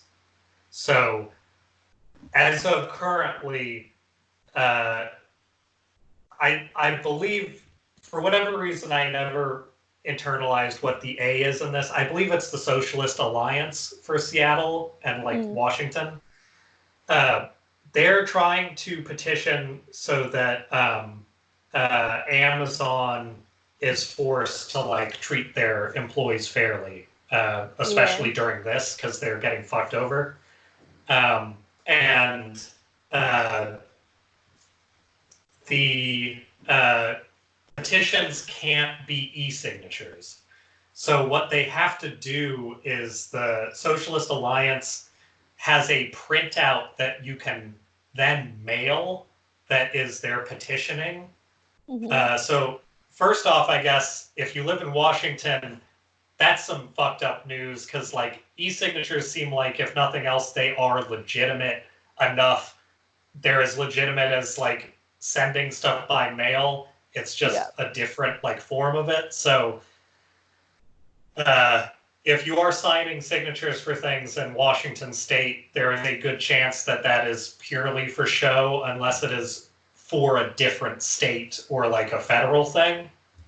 Because I think there are still plenty of like e-signature things for like federal stuff that is real. It's just Washington State based stuff. The other thing is, if you want to sign the petition to try and push Amazon to not being horrible monsters, go to the Socialist Alliance website and look up that stuff, because it's worth doing. I unfortunately don't have a working printer, but I am hoping to find a way to get something in the near future. I know the deadline isn't super soon, but like people still need to get on it if they're able to. Yeah, put it on your radar. Yeah. I was just informed of it last night, so I figured I would pass that along. Did you want to move to our dream chat? Did you say dream corner? Dream chat, dream corner. Yeah, either way. Yes, that sounds good. All right, so first off, I just want to start this by saying that I actually got some good sleep this morning after I woke up initially, but I've been getting high quantities of sleep compared to my normal work days of like, I've been getting like 7 to 8 hours, which is good and normal and healthy, but very shitty quality for some of that. So I've been dreaming less, but I have been whenever I get decent sleep. So I guess I'll start it off with that, because I do feel like the ability to sleep more for a lot of people right now isn't necessarily helping anybody, unfortunately.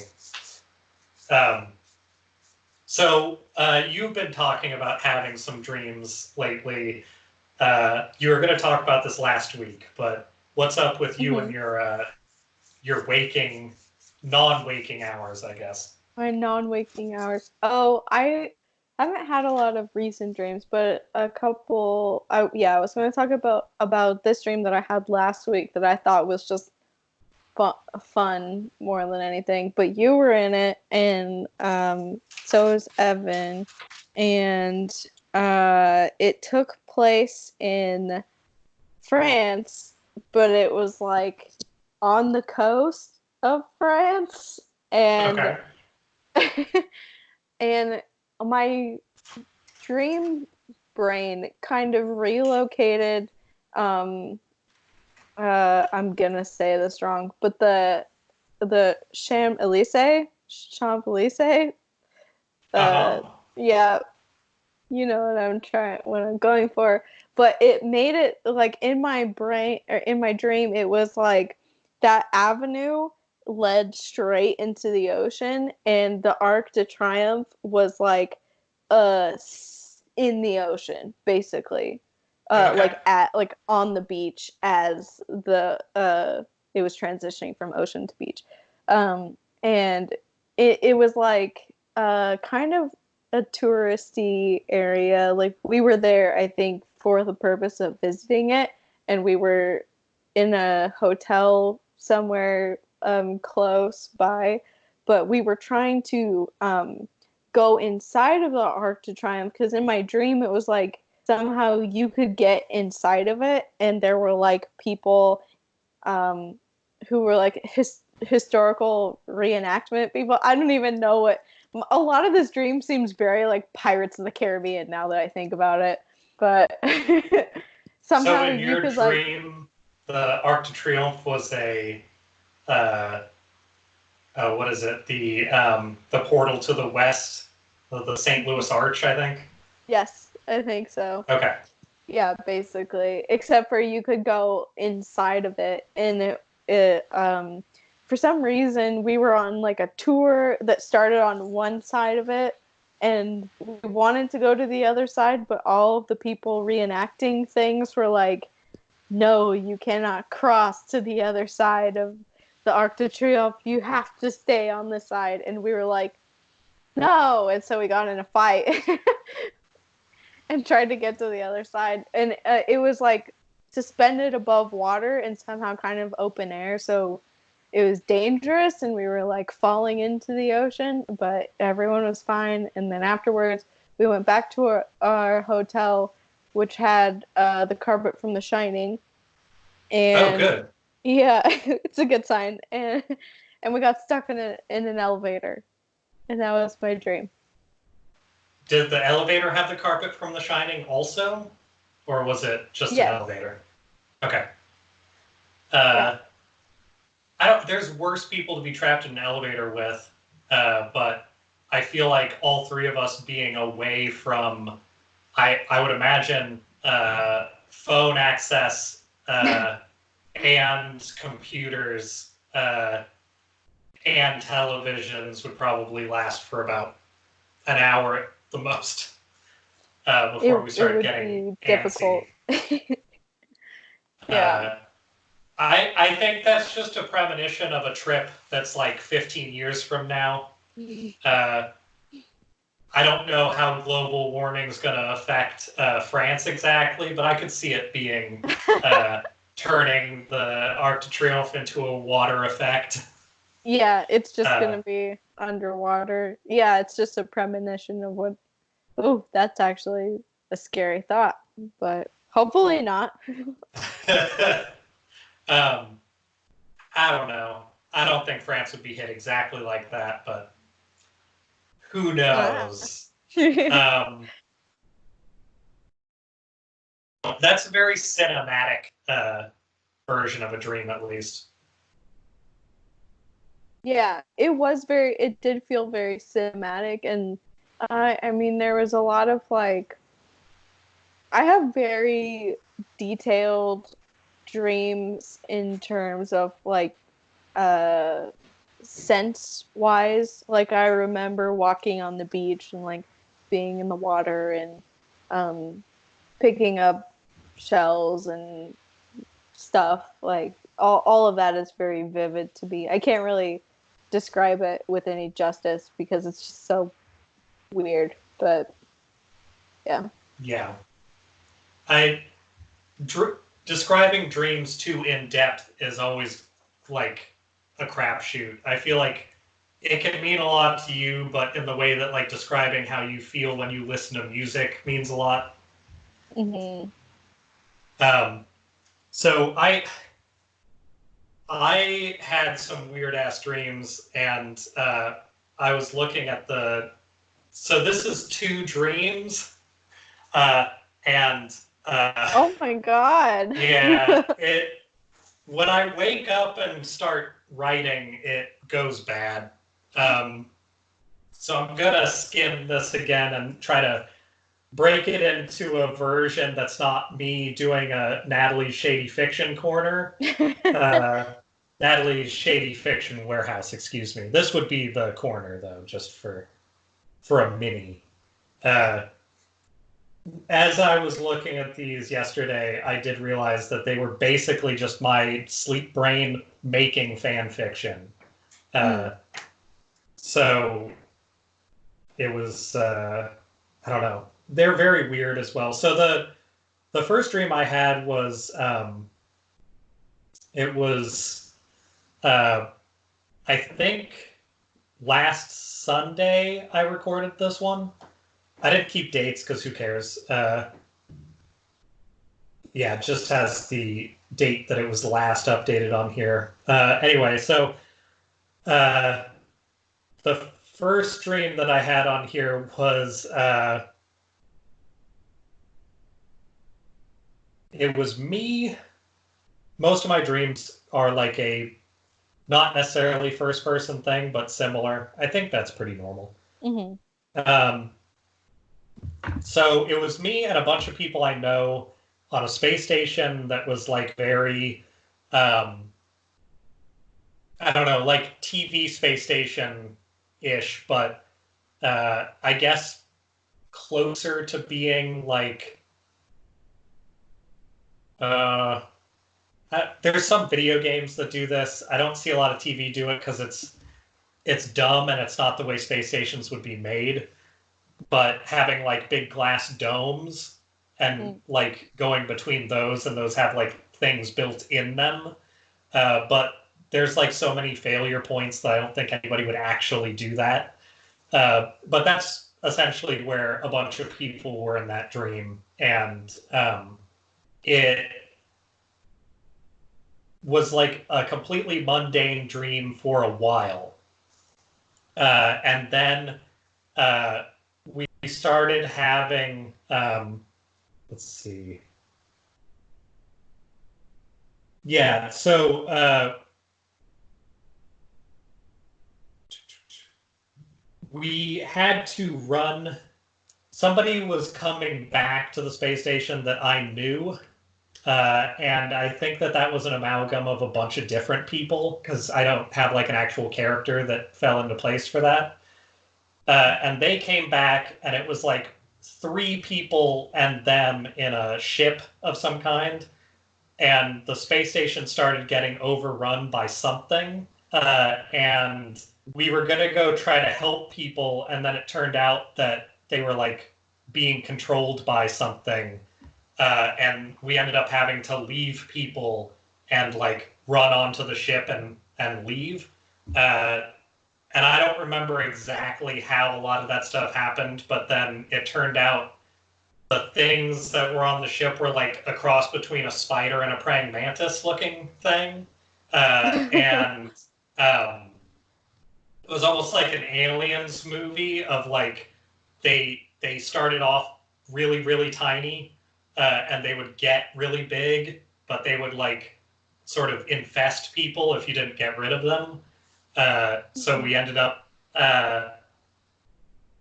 the only thing that we saved in a very alien style fashion almost from it was a dog.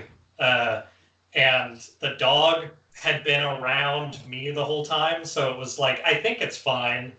And we ended up just shaving the dog to make sure there was nothing hanging on to it. And the only thing we found on the ship when we left was a tiny one of the little praying mantis things on a bar of soap. So I remember a scene of me cutting off the corner of the bar of soap and like burning it. But it was a very weird, like very obviously like dealing with stresses of like modern stuff kind of dream. And that one was interesting. But then the one that I had like 2 nights ago was incredibly weird. Oh, yeah, I have a note in here that dream I had, the first one, was the day after, or the night after I caught the first wolf spider of the year in the apartment and put it outside. So I think that also... being stuck inside is not a problem for me, but being stuck inside with other stuff can start to be a problem. So, I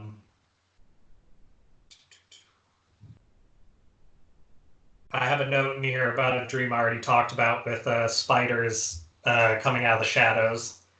Very spider-heavy dreams.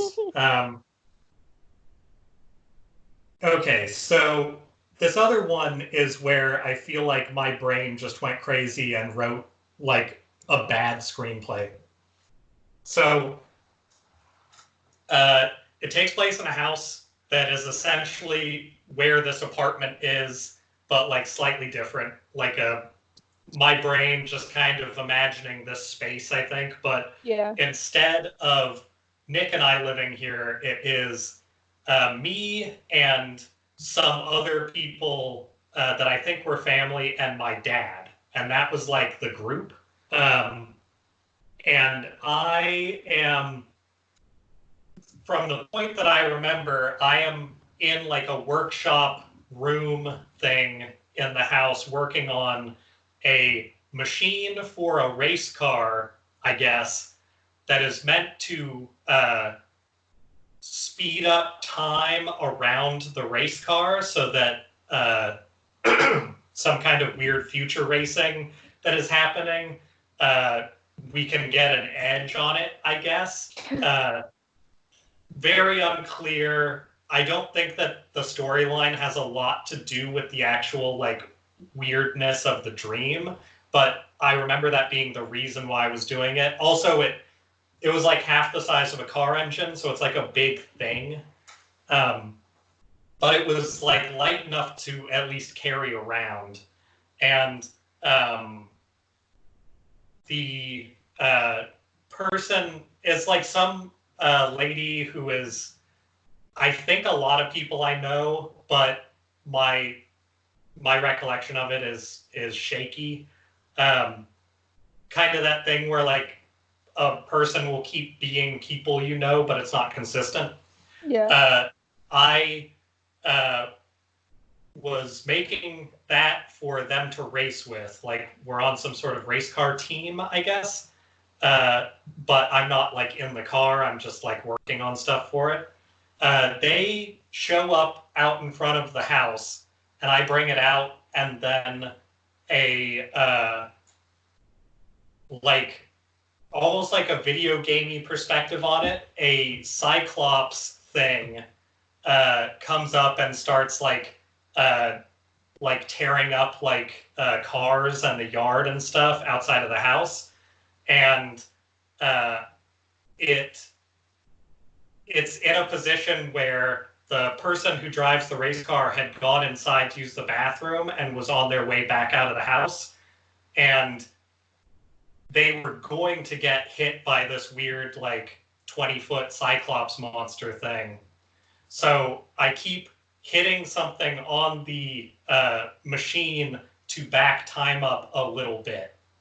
And everybody involved seems to notice that that's happening, but it's the only way that I can keep moving everything out of the way so that things don't go bad. Mm-hmm. And then eventually, because everybody notices that it's happening, the weird Cyclops thing gets angrier and angrier, and then it eventually just picks the person up and like I don't know, kills them somehow and throws them behind me. So the weird last shot I got of the first half of this dream was like their corpse like laid out on the street. Uh-huh. And that was like where I woke up the first time. It's very weird. Not like super emotional, just extremely weird. Yeah. And then I woke up and wrote down a bunch of stuff about it and went back to sleep because I'd only been asleep for like 4 hours. And then I slept for like 3 more hours, but in that time, I had a sequel to that dream that cut out what happened in the middle, but I was living in the house with just my dad, and that race car driver was like in the house and was fine. And then it turns out that they had died, but I had backed up time just enough to back to where they were alive. And it turned out that they were not from like the same like time frame. So we ended up with both a corpse and them. And for some reason that turned into us secretly burying them. I don't know what happened to the Cyclops, and they stayed here and like were staying with us because like they weren't sure what to do about the part where they were also dead yet. And it turned into this weird, like, it almost went back to being very mundane at the end, where I went outside to wait for a bus because I was going to go do something. I was going to go to, like, a job, and my dad was also leaving, like, the race car driver to figure stuff out in the house. Everybody else in the dream was seemingly gone for whatever reason. And the weird issue that the rest of the thing was my dad was stalling around, like, making food for himself. and I was sitting outside waiting for the bus, and then I come back inside and think like, well, I didn't make food, I should do that too. And the rest of the dream is just me contemplating if I should ask my dad for a ride to work because I missed the bus, or if I should try to use the weird pseudo time machine to back up time so that I can catch the bus, and if that bus would be real or not. It was extremely weird. Like, I don't know. I'm not sure what part of stress that was working through, but it had to be something. Yeah. That's interesting. I don't think I've ever had a dream with such like uh complex ideas about like time travel sort of things happening. I almost exclusively have dreams that like that first dream was more involved also, but it was less pertinent to the story. Mm-hmm. I have a lot of dreams that are uh, I think that they're just very high like anxiety. Like it just pushes a lot of information and there's no real point behind it, but like anything that I've been thinking about just gets mashed into it. Uh, that was actually Natalie and I, when we were in college, connected on that because she has the exact same problem and would often have dreams that were like heavily symbolic, but in a way that was almost like so gauche that it was clearly just like symbols for the sake of symbols. But the nice thing about having dreams that are that weird is that they can turn into art very easily. And I also wonder if that's kind of learning more the last couple weeks about how I think and maybe why I had trouble giving a shit in school, because if I wasn't allowed to actively take written notes, then I wasn't actually like working through a thought in the first place. I was just imagining a picture, and then that would disappear if I didn't do something with it. I think that my dreams have sort of turned into, over the course of my lifetime, almost like a weird note-taking mechanism as opposed to being just stress relief. And that, I think that explains a lot for what that is and why mostly people I know that have those dreams are sort of art people. I bet that having a brain that does that makes it easier to identify with art as a way to communicate as opposed to writing or just talking, because those things seem impermanent compared to like the way that you're actually envisioning things. But it's hard to say. Like I am definitely not a psychologist or anything like that, so I have no idea. It could be an extremely common situation. It's really interesting listening to different people talk about like common themes in their dreams, if they can even identify like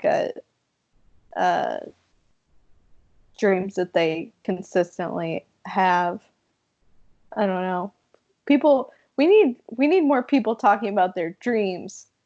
I want to hear more about people's dreams and less about anything else.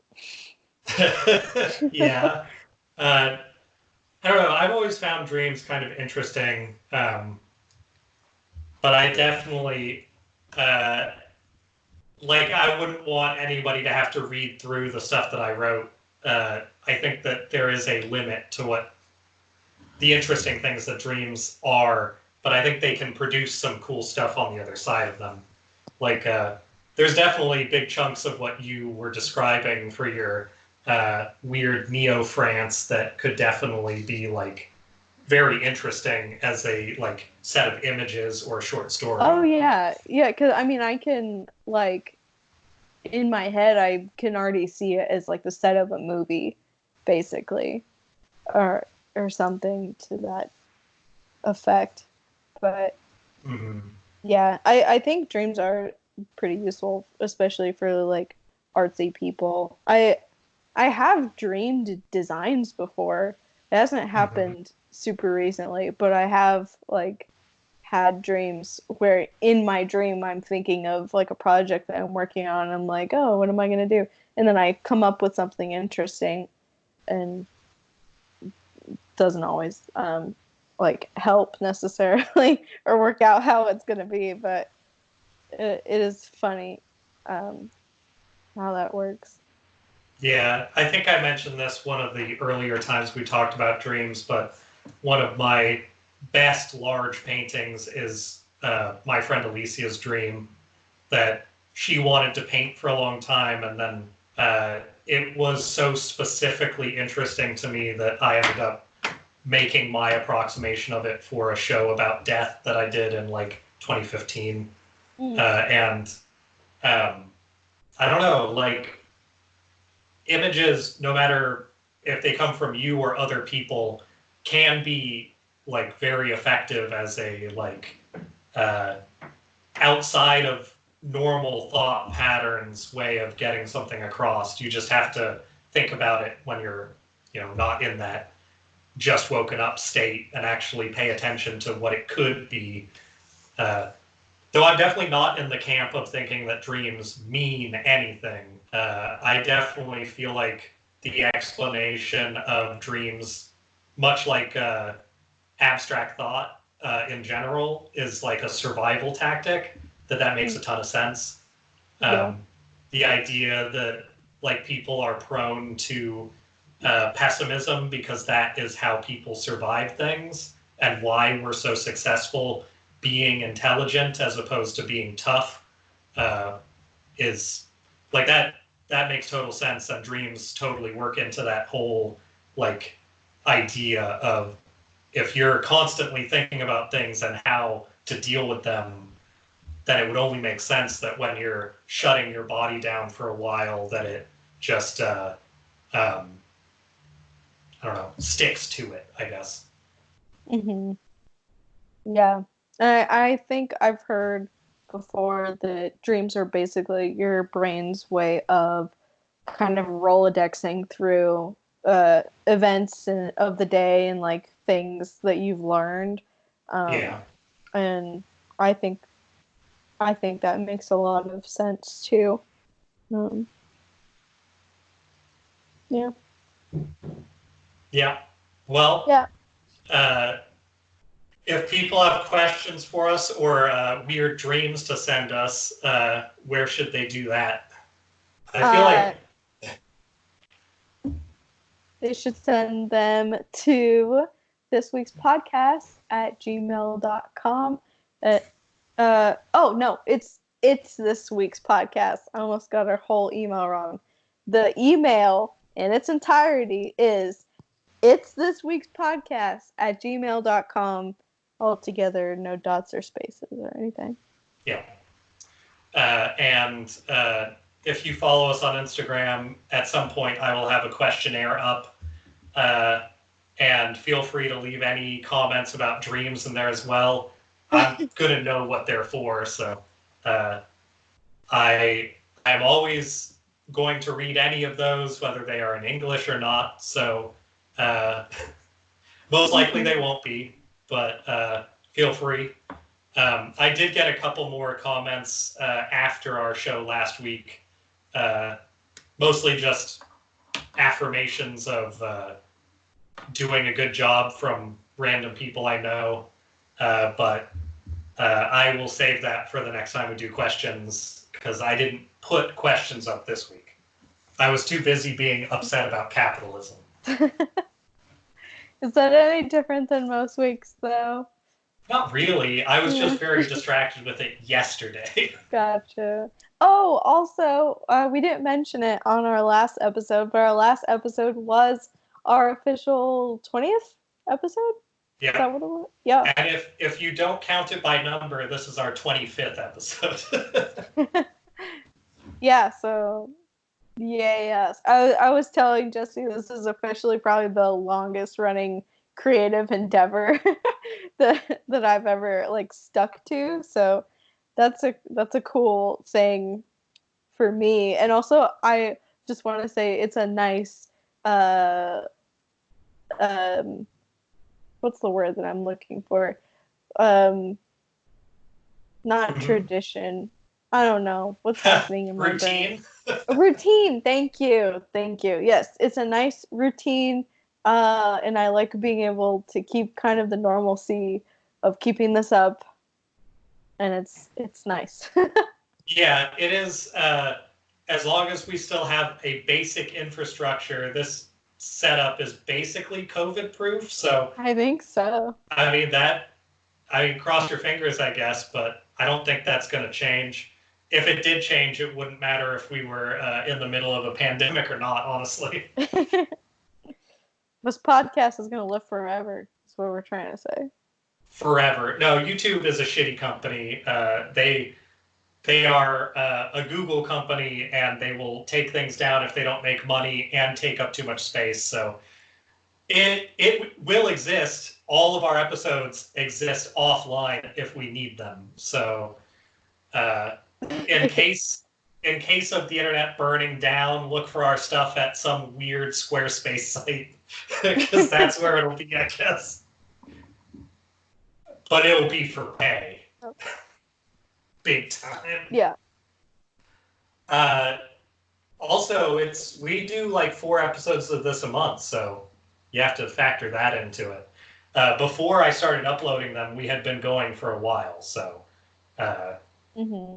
for every bit that you guys have seen, there was about 2 times that much before that, just for reference. R.I.P. the McClunky episode. Yeah, I was looking through. I think something was mistitled. McClunky or Bejabbers or something is missing, but just know that those are important and you should be fine. I'll have to go through my notes and see if there is any particularly important stuff that was missed in that episode. But I think the main thing was just talking about me on a project, and it's probably fine. There will be more projects in the future. Maybe more projects that are slightly less in potential problematic range, I guess. That was a fun one. Well, it'll make it all the more surprising when I think that project is going to be online soon. So. Oh, good. Yeah. Once that's up and I can link to it, people can just go there and see it. Yep. They sure will be able to do that. I saw some more production from it because it was still recording for a while after that, and it's going to be impactful if nothing else. Well, I have gotten word that this studio space will no longer be a quiet studio space shortly. In fact, probably momentarily. So I think this is our Bejabbers moment for the week. I agree. All right. Be gone, thought. Be gone.